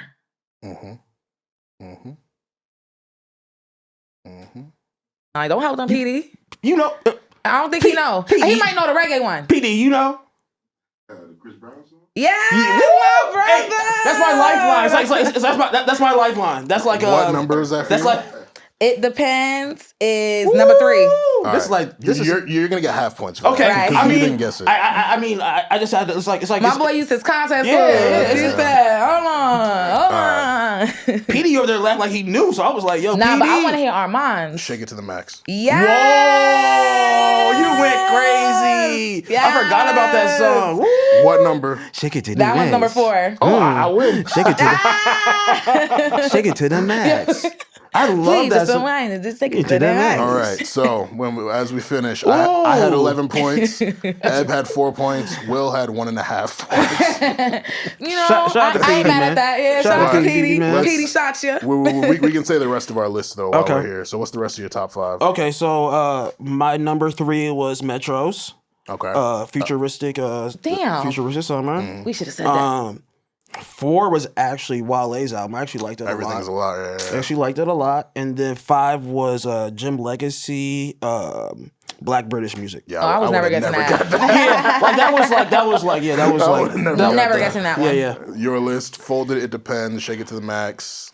Number 2, Give Me a Hug. Okay. The R&B sample that we spoke about. And number 1 was Passenger Princess by Valiant. Okay. I was so shocked when Spotify said that, but also not really.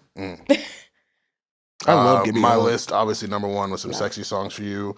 Number 2, Mariah the Scientist, Heart Soul Separately. Number 3, Giveon Beloved. Number 4, Nippa, Hope She Hears This. And number 5, Wale, Everything Is a Lot. We should have got Giveon. Yeah, He we did the should. line items on We it. should have. I've been talking about that so much. He's been talking I was about shocked. it. You know why? Because the pressure. As soon as the light came on and I see the numbers, I'm like, oh my God, I'm sweating.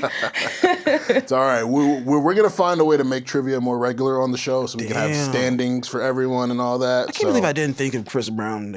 Like, what the fuck? Because I feel like I almost damn near gave that one away. Yeah. I mean, it just low key slipped my mind. As soon as you said tour, I was like, yep, Yeah. I know. Because that was like one of the standout moments of Breezy Bowl. Yeah. So. Also, another big moment this year. When did Breezy Bowl start? Was that like July, August? Man. Him naming it that is fire too. But that was huge. It was I went. huge. That was. I wish I went. I went. I had the plug to go and I folded. No pun pissed. intended. Sound like my list. I'm pissed though. I'm pissed. But nah, don't ever fold on that plug again, child. Yeah. That was a show. That was a show. People were like dying to go with that. Yeah. Like people were like looking for. I need 2 tickets for me and my girl. Like I've actually been going to see Chris Brown every single year since I was 14.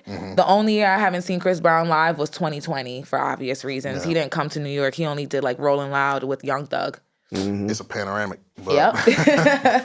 well, we're going to talk about Chris Brown later when we get to our MVP because I think he might have some candidacy for it in 2025. Listen, I just don't want the girlies to eat me up. I got ate up on a Zoom one time. I mean, so I'm gonna just nod with you and say, the girlies boost Chris Brown the most. Yeah. Like it's niggas who ride for him, but I think Chris Brown is still so viable. 1, because of his classics, but 2, because women have overlooked everything. You're not wrong. And still rock with him. You're Everything. not wrong, but there are women who won't. Absolutely. And I didn't know I was in that kind of company when I was praising him once, and I was just like, wait, people hate Chris Brown in real life? Oh yeah. I'm so sorry, y'all. They absolutely do. He's probably one of the most polarizing guys that hasn't been canceled. Yeah. For like really heinous shit. And granted, he did do fucked up shit. I'm not saying he didn't do anything No, fucked no. up. Don't clip this and try to manipulate me to look crazy. Like Chris Brown fucked up in what he did and various other things. But like, he's not an R. Kelly level or anything like that. But right. People still ride for R. Kelly. But like Chris, I really believe it's the women fan base that is making him still be what he is today. You're not wrong. Yeah. I've been going to see him every year. Let's jump into our New Year's resolutions real quick. What y'all looking to bring into 2026? I want to be a better community member. Like I want to reaffirm my relationships. I feel like I allow myself to get in my head and like I don't show up for things that I should show up for, and then that possibly puts the relationship at risk because. Like, there's no such thing as a low maintenance friendship as an adult. Like, we're either friends or not because we're all fucking busy. So are you going to make time and make the effort or not? So yeah, I am. Real shit. Like, Jesus Christ, real shit. And there's been a lot of times that, I want to show up and it's like, I get in my head and this and that and do things that doesn't align with how I feel in my heart towards certain things. And it's like, it's just... the mind gets in the way. But like for me, man, I want to give back and like help people because I needed help this year. And I think one of the highest acts in the world that God allowed us to do is help your fellow man, someone that's in need. And I definitely want to start doing that type of stuff. I live in Harlem. I'm around my people, Black people, all the time, and it's amazing to see the reaction and how and not even to make you feel a certain way, but the reaction to help somebody and see them light up, because that type of stuff will light you, and it will take you to a level that you never even fathom. You can give and it's gonna come back tenfold every time. That's something that my dad taught me when I was younger, and I want to get into that this coming up year. And actually, I feel like getting older in these new years and stuff like that, just hone in on your purpose. Yep. you keep honing in, and it starts to get like it's starting to take shape where you like what you want to do and who you want to be and the purpose that you have in this world and in this life. So yeah. Hashtag help the streets. Yeah. that might be the streets. That might be the episode title. Fuck the streets. Find your purpose, nigga. Oh my god. For me, I want to put actions to my words better. I've talked about it a few times when we've recorded. Like, I want to be more active on TikTok, but I just haven't done it enough.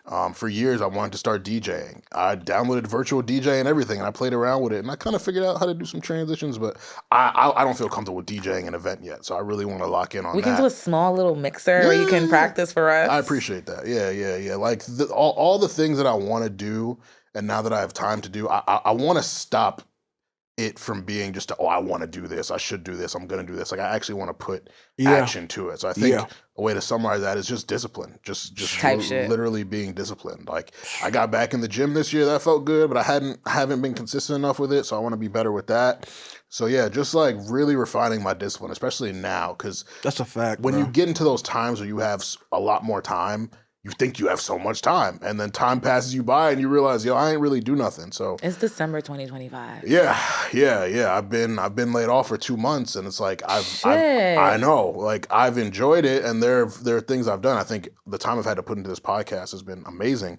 But there's more that I want to do, and but I also want to be disciplined and not adding too much to my plate, getting overwhelmed, and then not being able to do everything I want to do to the best of my ability. That's a part of the discipline. Yeah. So I really want to have that discipline and that ability to distinguish what should be my priorities. So it's going to be a very me-focused year. I think as a person, I've always been big on doing a lot for others, and I have so many friends who I wanted better for them than I felt like they wanted for themselves, and I reached a point a few years ago where I was just tired of wanting more for people than they want. So these last few years have been very me focused, but I think especially now in this very transitional turning point period of my life, like I was telling my therapist, and I told a few people, like, this all happening the year I turned 30, I think was just so, like, the timing was, obviously it was an unfortunate thing, but it's perfect timing because my mindset's already changing so much. My approach to things is already changing so much. So, like, this kind of just fluidly flows into what I'm already doing. Very transformative. Yeah. So I just want to be even more on point with my discipline and actually doing the things that I say I want to do. Like, this time next year, I don't want it to be I wanted to have 10,000 IG followers and I didn't do enough reels or enough TikToks or whatever. So yeah, I just really want to lock in on that. And, I hope you guys hold me accountable. I hope the listeners if we have that relationship, hold me accountable. If I don't know you, don't pipe down, nigga. Don't be my message saying, "Hey, nigga, you supposed to be doing this." You supposed to be doing you, nigga. You will get blocked. You like what? But hold me accountable in a very, very kind and nurturing way. I think one of the reasons we both kind of like love sports so much is how much discipline athletes have and stuff they can do. Yeah. It's really something to marvel at in just try to apply it to your life. Everybody's not going to be Michael Jordan. Everybody's not going to be John Cena. Everybody's not going to be this and that. But you can find inspiration and find certain things you look up to and how you want to live your life. So for sure. I actually really miss that sports lifestyle. It's crazy, bro. It's like you be locked in with your brothers too. Literally. Like really like on some like... It's just tight, bro. Yeah. So there's adult sports stuff. Oh, there are. No, there is for sure. That's another thing I've been saying. I'm like, I want to sign up for a softball league, a 30 or under softball league. But I know one step at a time. Football. Yeah, like first I got to get into shape for that. If you do that, I might join you. Yeah. If you do softball, I'll fuck like, bro, years ago, I'm gonna be in the bleachers like, go stay busy. That's what I'm talking about. That's the energy we need. But like, years ago when I was much more fit, I was talking about running a half marathon. And then the pandemic happened. I want to get back because everybody's running now. Like, I don't know if y'all peeped. It's insane. How can we not? It's insane. How can we not? It's insane. These running clubs, it's a different half marathon, 5K, 10K, 200,000 K every other day. I'm like, God damn. Someone I know went to Miami to the Gunner Run. Yeah. From Brooklyn. I was like, wait, you went just for that, bro? Which I also, shout out to Gunner for that. Like, that's super dope. Like, we've never seen a rapper really encourage health in that way. Like, obviously, like Jadakiss and Styles P, they got their juice bars and like Jim Jones and Dave East to talk about fitness. Yeah, but like Gunna, like especially with the with this Today I did period good. of this period of his career, and like how many women are super invested in him, like getting fit the way he has, like this nigga becoming a sex symbol right before our eyes. And like Literally. I remember Fat Gunna. Like That's why But niggas. Chloe Bailey saw the vision. That's why niggas be salty at him for real. For Hey, real. ladies, that's why Like, sometimes niggas you be- gotta invest into a big nigga. You know No what I'm saying? shade. You got more to love, We might come huh? around, get that six pack you want, but you can love his dad body too. You feel me? Real quick, well, what should be left in 2025? Well, one thing each, rapid fire. Oh.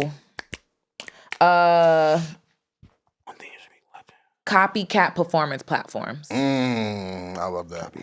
I like that. I love that. We can leave that right there. Interpret it how you want. Okay. Armon sees this in the music chat a lot that people talk about, make fun of, but it's the paying homage thing.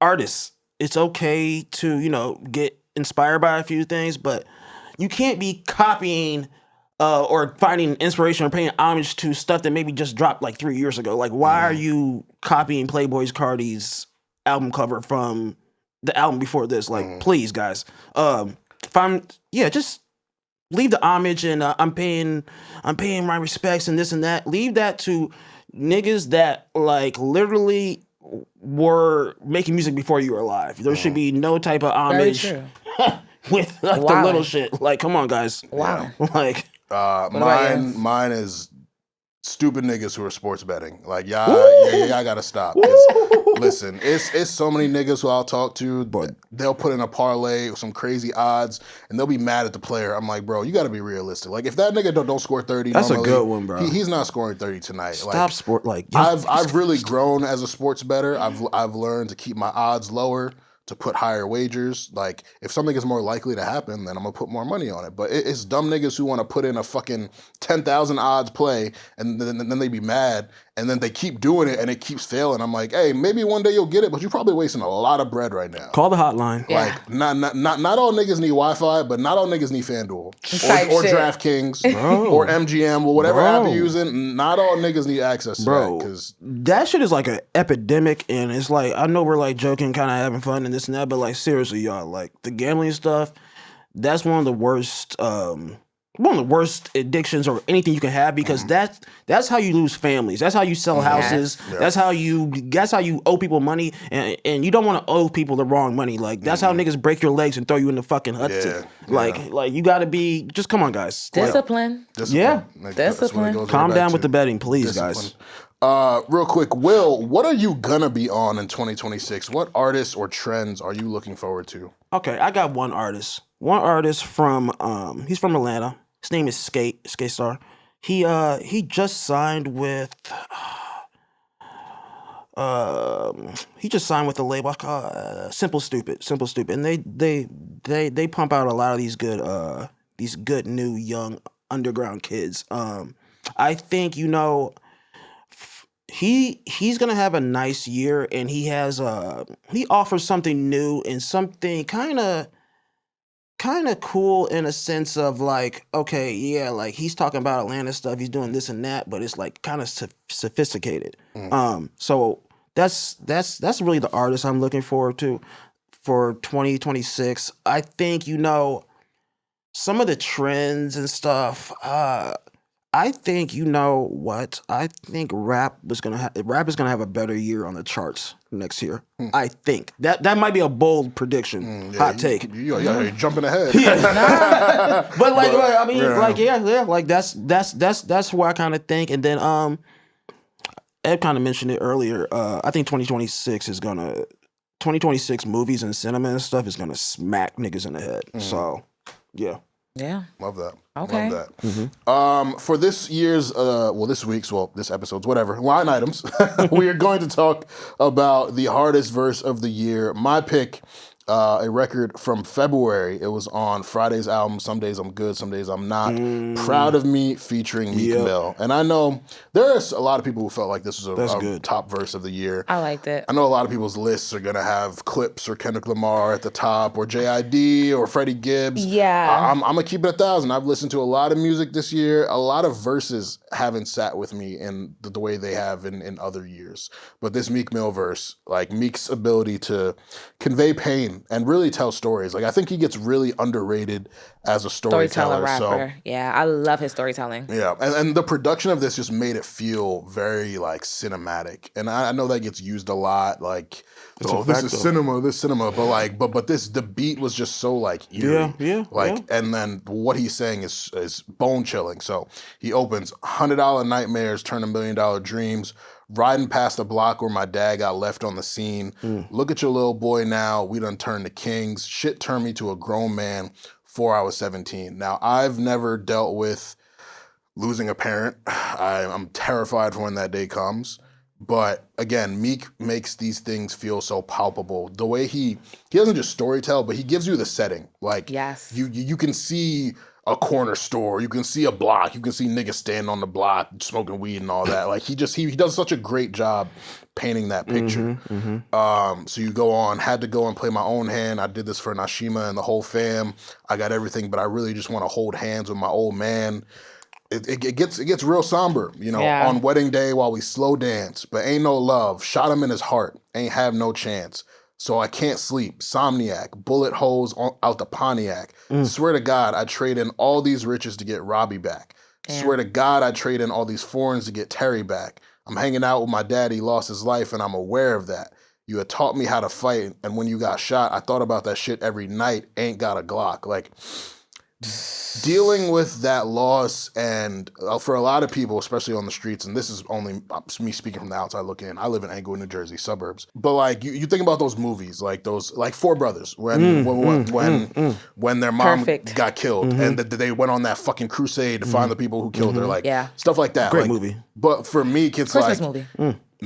Meek knew he wasn't necessarily built like that to go on that type of revenge mission to go and find the people who killed his dad and kill them. So it's just like him being a street rapper, but also acknowledging that he didn't have that kind of disposition was like, it's real. And it's like, again, it's something that even though I don't come from that, I can still get that.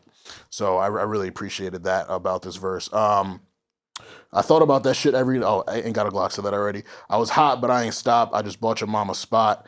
And winning now, she was living PHA. Now can't nobody kick us out. Scared to show up at your grave because I might try to dig you out. Like, I did this shit for you.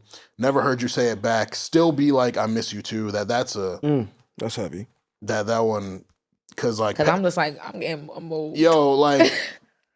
my mom's very affectionate. My dad has grown into being more affectionate as he's gotten older, but like just thinking about that situation where you're saying I love you or I miss you to a parent that's not affectionate and they don't say it back. So like Meek reflecting on the fact that he never heard his dad say he misses him, but like he still says, I miss you too. Like that shit, it's tough. It's real tough. And when I catch the nigga that did this to you, he getting sent to you. Skipping school, daddy did. Fuck the principal. She think I'm missing screws when really I'm just missing you. Oh man, like all these teachers who think kids are just lost causes and don't acknowledge that the things that they've been through make them unable to be disciplined in class and behave properly. Like we always make that joke about rappers saying like, oh, this teacher thought I wasn't gonna be shit, but like for me. The way he acts, you actually kind of believe it. But then when you consider what he's been through, it's just like it's deeper than these kids are just misbehaving. They're class clowns and shit. Like they may not have that figure at home to teach them how to properly behave and real be shit a man. is going on. Yeah, their mind have a lot in it. Like, Yeah. So just love the picture that this verse painted. My homie dad gonna pick us up. I want you to get me too. I was kind of mad I ain't have one that used to hit me too. This nigga is upset that he didn't have a dad to spank him or discipline him at home. Like that's just gripping. A lot of niggas don't got that and they need that. Yeah. That's why they turn into gangbangers. Yeah. And end up doing the street shit. Like it's literally Meek. I'm glad you chose this verse. Like, it's so moving. Yeah. Like, Meek really did a good job portraying all of this, and I see why he definitely hashtagged fuck the streets. Yeah. Definitely gotta whoop your kids. Oh, My bad. I'm yeah. sorry. I'm sorry. Wow. You gotta get them niggas in line. Okay, duly noted. Yeah, that's we see what kind of dad you All gonna right now. They get my switch, nigga. be. Last couple bars. Nipsey Blue Cullinan, I'm in the ghost. I think of you. Think of bro. I think of Snoop. I think about B. It made me ooh. Money rule the world, but you can't pay God with it. I'd spend it all just to get back my niggas. Yeah. You know, it's funny because that verse also kind of made me realize, because one thing I joke about is like, don't get into an argument with me and you got mad RIPs in your bio. Yeah. Because, you know, anyway, but that's a joke that I make. But it also makes me realize just why the other deaths are just so magnified. Like, it's just connected back to the first loss that he experienced, which was the biggest Yeah. loss. So shout outs to Meek. I'm excited to see what he does in this era of his career, and that verse almost made me cry, child. Yeah, no, it's a tough one. Like I listened to it on the way here, and I was like, "Fuck, man! Like, Yeah. this might have been the wrong Yeah. energy to." I'm like blinking very quickly as you're saying it, because I'm just like, damn, Meek. Yeah, I had to put on some upbeat shit to get myself back lively. But yeah, we talked about Meek already, so we don't got to get into a whole thing about him. But I really hope when it's all said and done, people look back, and as much as he rapped about the foreigns and the wraiths and all that stuff, like his ability to convey pain and make it relatable to everyone, even though it's his individual stuff, like He's on some like Expensive pain. He's on some like Shakespeare, like poet level. He can really like paint that picture, and really make you close your eyes and be like, damn, I'm on the block with my niggas and doing this and that and blah blah blah. Like, there's a reason people love him. Yeah. The streets too. Masterful. So if y'all haven't heard Proud of Me Friday and Meek Mill, make sure you go check that out. That is my verse of the year. So salute to Meek for 2025. Meek Mill having the verse of the year. Like, who would have thunk it? Let's get into our word of the week before we close with the board meeting. So this week's word of the week is trite. Say it with me, trite. Trite. Trite is an adjective that means not original, overused. And I'm sure we could think of many things that we could call trite. The performance platform. And The homage. and my my example sentence is, in a world of podcasts discussing trite topics, Stay Busy tries to always keep things responsible, informed, and fun. Period. Clock it. Period. Very trite. So our board meeting this week, we're going to talk about 2025 MVPs across various different mediums. I'm going to start. Go ahead. And I feel a little conflicted about this dude, but I think just the way his profile has elevated and the way he's been embraced by various different aspects of culture, he's a candidate for 2025 MVP. Timothy Chalamet. Woo. Listen, He's a problem. That boy outside. when he said RDX was high school days, he got me. I said, who the fuck had him in the team Pasa Pasa? Like, I know he was daggering behind some big butty talking about like. Nah, that's a good one, bro. That's actually a really good one. That's a Yeah, really good one. that is a good one. he's He had out a here. great year. Films, Kylie Jenner, his embracing of WWE, like the kid just- is everywhere. He's putting out music He now. just put the what the that fuck? shit was crazy. He's leaning into the greatness and he's leaning into everything that's making him fun, cool, and special to like everybody. It's not just like it doesn't feel pigeonholed to like one community, like, and it doesn't feel like they're gatekeeping it either. It feels like it's like, I mean, Timothy reminds me of all the Wiggers that I grew up with. I ain't gonna lie. He from New York. yeah. Like, New Yorkers really all act the same. You don't see Donald Trump that's calling cool. people on national television. New Yorkers are they be unhinged as fuck. But that's a good pick. I like that pick. Yeah, and he feels authentic. Like, I will say, Black people's how easily they can be impressed by a white By a person. Wigger. Yeah, that never really. Who knows culture?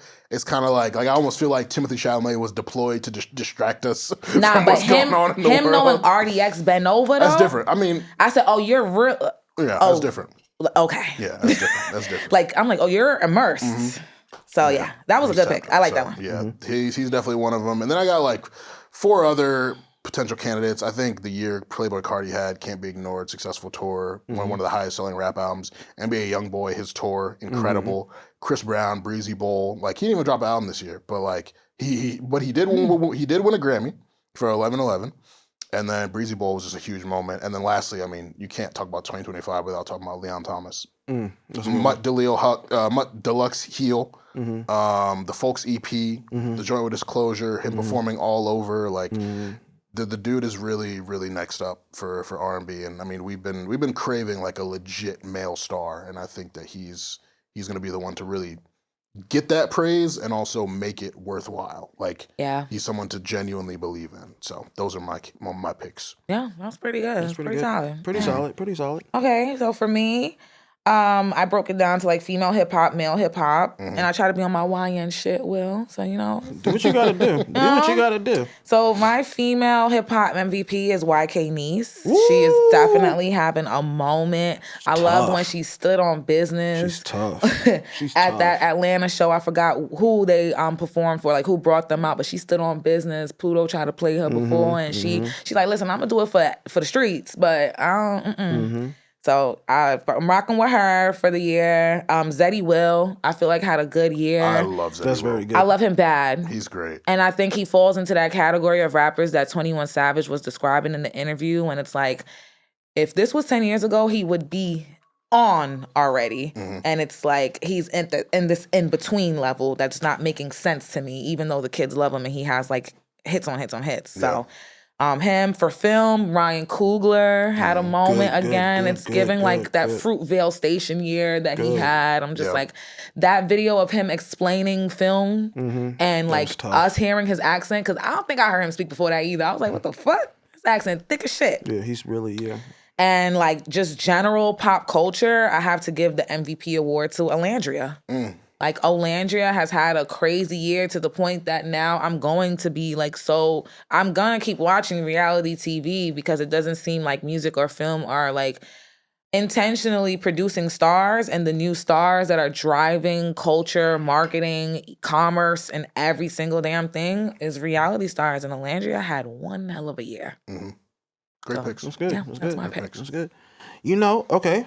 My picks for MVP, you mentioned them earlier. The year Cardi had was it was crazy. I think the hype and everything led up to a moment that he delivered on, and he went on tour with The Weeknd, then hopped off and went on a tour with his own group and his own like headline tour, which was crazy. And like doing that all in 1 year is pretty nuts. And also he sold what 300K or whatever. Yeah. It was just pretty remarkable to see it actually come through and happen for him. And you know what? I think we talk about artists that want to play the game and do stuff like that. He might not have done any interviews, but this guy touring is not easy, bro. Going on back-to-back tours and doing stuff and like giving the fans what they want and they want to see, you want to do this and that. That's not easy to do. So him doing that, I just think, I think he's a good MVP pick. Another MVP pick is, and I might get some shit from people in the music chat, but the year Gunna had to me, with the running and the fitness stuff, and I know people think it's corny and like this and that, but at the end of the day, bro, healthiness being corny is at the end of the day so stupid. Yeah, like at the end of the day, like it's not even about like the fitness shit. It's about like the discipline, like you said, coming out and just inventing branding. Reinventing, or like starting like one chapter of his life ended, he came out and a new chapter has started, and he's running with it. And it's like you kind of mentioned it, it's like Gunna's music now is about getting women. We're gonna get some money, and we're gonna be disciplined. We're gonna be fit, and we're gonna do. It's still gonna be fun. Don't get me wrong. You're still fun in his raps and this and that. So I think it's I think people want to try to discredit his run or whatever, talking about he makes a Lash Tech music now and this and that and blah blah. Like at the end of the day, I'm not gonna front. No, facts. The music hasn't moved me as much as pre-jail. Yes, like yes, Gift and the Curse was a great album. The second one was solid. This one I ain't really like, Yeah. but he did get a hit off of this one. Right. We getting fucked tonight. We getting fucked tonight. And Song like- of the year. And you're like, real talk, like, and it's like, you just need one to catch. So like that one caught, and you don't really follow NBA basketball, but like I don't at all. every team that's bad in the NBA, they want to get this pick, AJ DeBonsa. They want to be the number one pick. So the player has a video of him singing "On One Tonight" by Gunna, and it just it's going viral. It goes viral every day. So just having moments like that, I think for Gunna is tight. And then like I think, especially like now where we're at, where the whole "fuck the streets" movement is like, yeah. It's funny to see how things are going. I think next year he's going to be.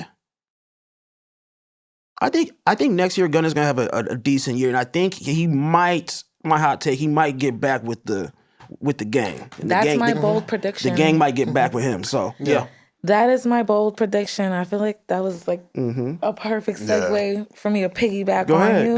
Go ahead. Not only is Gunna gonna reunite with them niggas, but they're gonna reunite with Drake too. Yeah.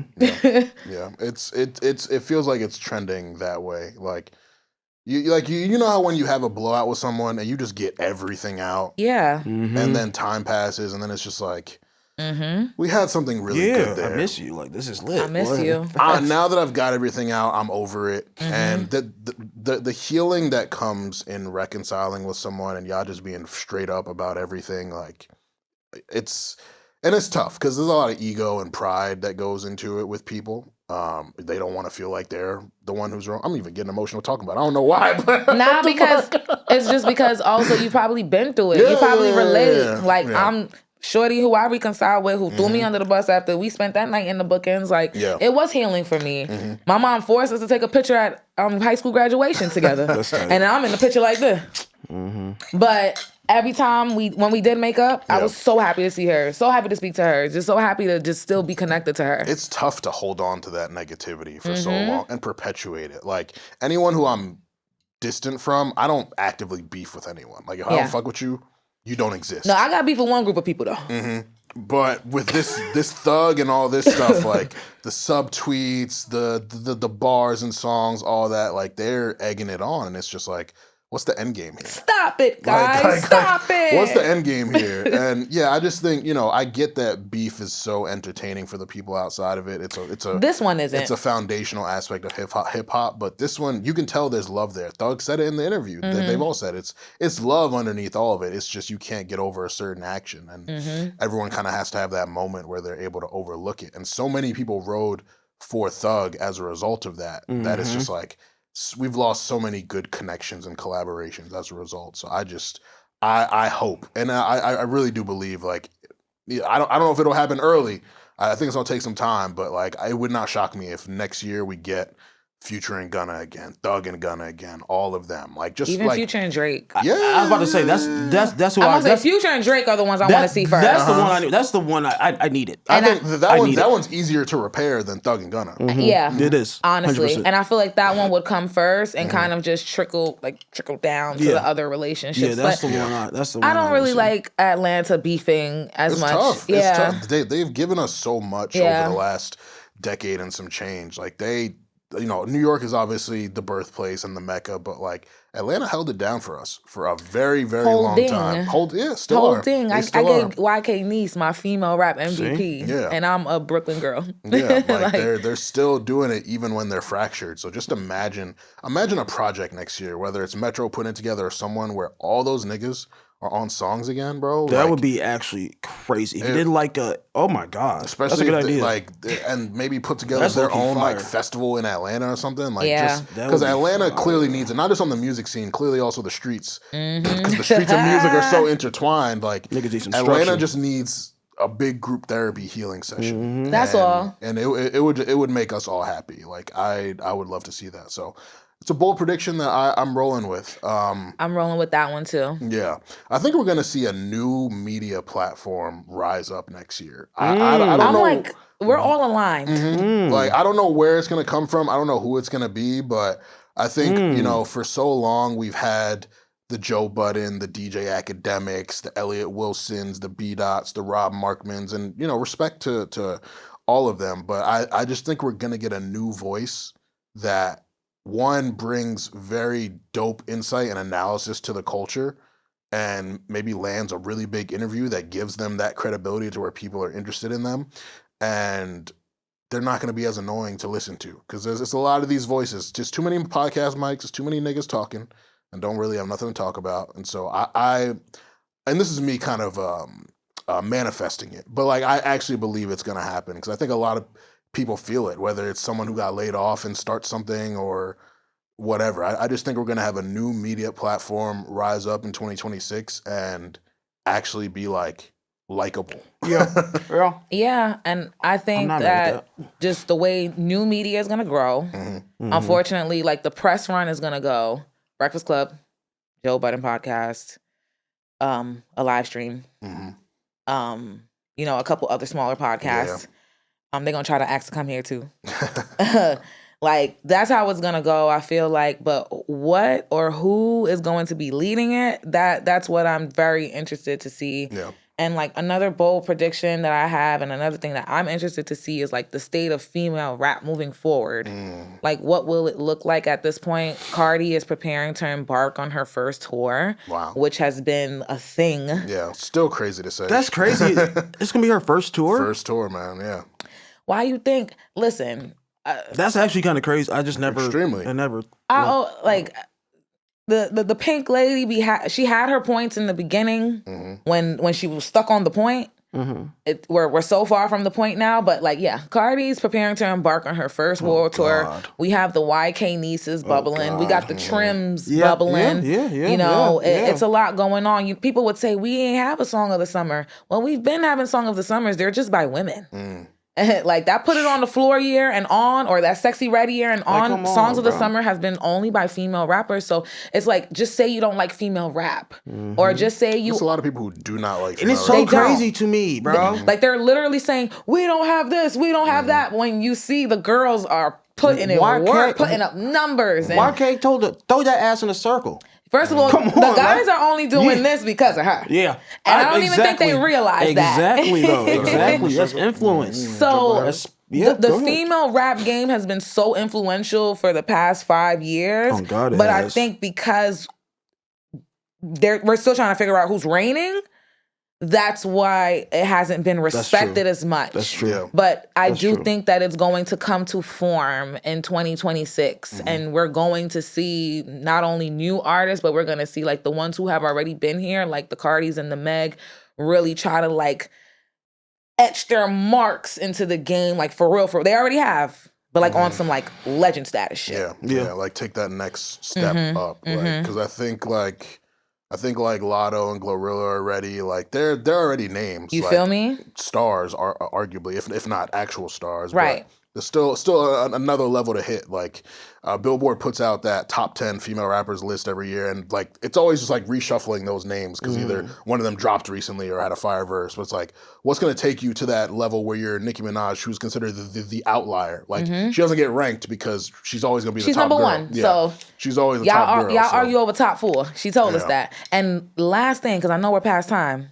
Because you said Billboard, and because you said that hip hop was gonna have one of your bold predictions was that hip hop was gonna have another year on a big year on the charts. Yeah, do better. Yep. That's gonna be a part of the changes. Like the charts are gonna look so different next year, and YouTube being counted less and streaming. That's actually crazy news too. Right. So we're going to see a lot of these rules. How it impacts the charts and like how it impacts artistry and creativity and things like that, like from media to music and beyond.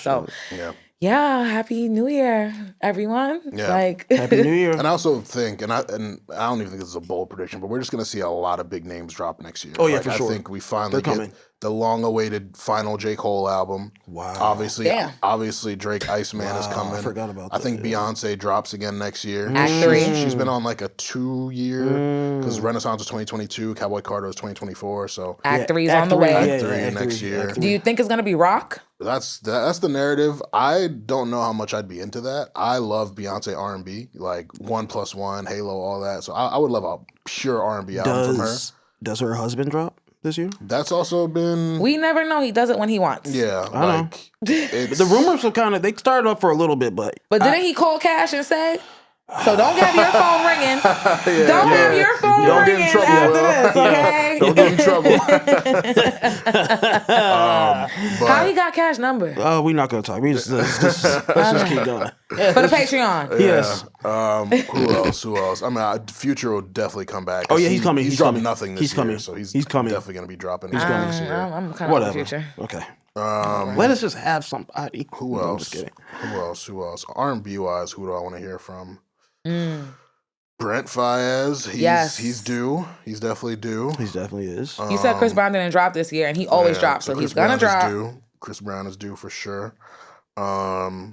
We got a new Usher album in 2024, so he probably won't drop again for a while. Kaylani's on fire right now. Yes, Oh, yeah, and she did say she's working on an album. Yeah, she's coming with so, something, yep. Like, she'd be stupid not to capitalize on Unfolded. You feel me? And Out the Window is good too. Her second single. Yeah. But yeah, I just think we get a lot of event drops. Like this year, there wasn't really too many event releases. Like Music by Playboi Carti was an event for people. Even The Weeknd dropped, and like that shit just came and went. And like it was a solid album, but weekend drops typically felt bigger, but this one didn't feel big this year. So I think next year we get drops that people are literally like anticipating and excited that when Midnight at 12 comes, we're playing it. Because there were not too many albums this year that I was excited to run to my Spotify to listen to. So yeah, I think the excitement and the fun is gonna come back to music. Like we're gonna be 2 years removed from that thing. Let's find new things to talk about and get excited about. Obviously, when Drake drops, he's going to be talking about it, but I think we as consumers can do a better job of not being so attached to that and finding other things to be into. We're not even the targeted demo anymore. You gotta talk to the kids. You know what? Mentioning event releases, next year is going to be crazy across all type of entertainment because GTA 6 drops.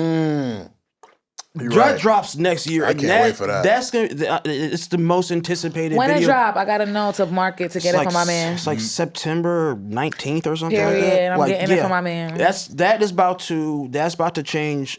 I mean, it's just an event drop. You're gonna remember where you are when it drops. That's gonna lead to so many memes. Yes, and clips it's gonna be like, crazy, bro. It's gonna be crazy, bro. Because it's so modernized. Like there's like IG Live and shit like that on it. So it's gonna be fun, bro. Yeah, I'm gonna be. It's gonna be a good year for just fans of culture and entertainment and all types of stuff like that. So just buckle up, don't die. Yeah. Yo, Hey, when niggas please Don't die. It's crazy. please don't. Please don't. Don't die. Bro, you know what's crazy? Like when Cardi dropped, if you went onto like his YouTube, somebody said like, "Yo, my friend just passed away like a year before this, and like he didn't get to experience this." Like, and then I started thinking about stuff like, damn, like there's like you really like if you die, you really gonna miss out on some shit. Yeah. When One Dance dropped, I knew a friend that just passed. I knew would love that song, and I was just like, "Yo," I started crying every time I heard that song because I'm like, "Yo, he didn't get to hear it." You That shit missed is Summer crazy. 16. That's crazy. He missed Summer bro. 16. You missed like Also, if you missed stuff next like year's gonna be 10 years of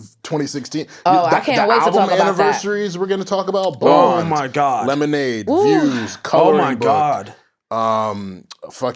J. Cole dropped For Your Eyes Only that year. I see why they talk about 2016 like that. Yeah, 20, bro, so much. And Yeah. that's like, 2016 is nuts. holy Yeah. shit. So yeah, it's gonna be a lot of fun anniversaries. Mm-hmm.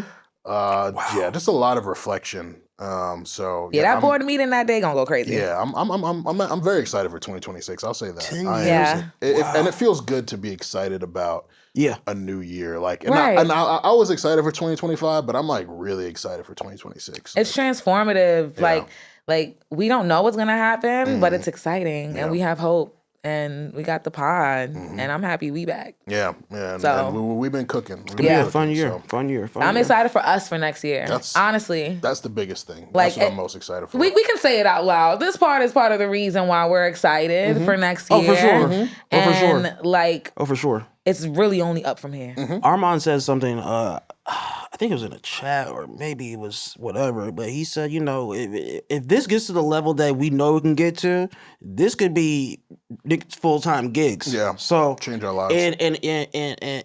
And once you plant that seed of faith and like hope and like dream, like I love Disney movies. Like I believe in all that type of shit. I can't lie to you. So yeah. I'm with That's it. the energy. I'm with it. So With it. yeah, I'm excited for that. And yeah, just loved reflecting on 2025 with y'all and looking forward at 2026. So listeners, let us know what your favorite moment of 2025 was, your favorite album, what you want to be left in 2025, and what you are looking forward to, your bold prediction for 2026. And how you can do that is by following us on social media at StayBusyPod on Twitter, Instagram, and TikTok. Subscribe to our YouTube channel, jump into our YouTube community, answer the questions, comment on videos, leave a like, comment, share, all that good stuff. And if you want some bonus, raw, unfiltered, early content, Podcast OnlyFans, patreon.com/StayBusyPod, where you can speak with me directly. Thank you for tuning in this year. Shout out to the team. Shout out to Kieran. Shout out to Zara. Shout out to Petey. Behind the lens. Yes. And yeah, I just hope you all have happy holidays, and we will be back with you in 2026, hitting the ground running. And there will be some special guest voices joining us. You've gotten a lot of us, and you'll continue getting more of us. We want to bring some fun people into the room and have some conversations with them. So you can look forward to that, and you can look forward to us. So over these holidays, Merry Christmas, Happy Hanukkah, Happy Kwanzaa, all that good stuff. Happy New Year. And most importantly, stay safe, stay healthy, and stay busy.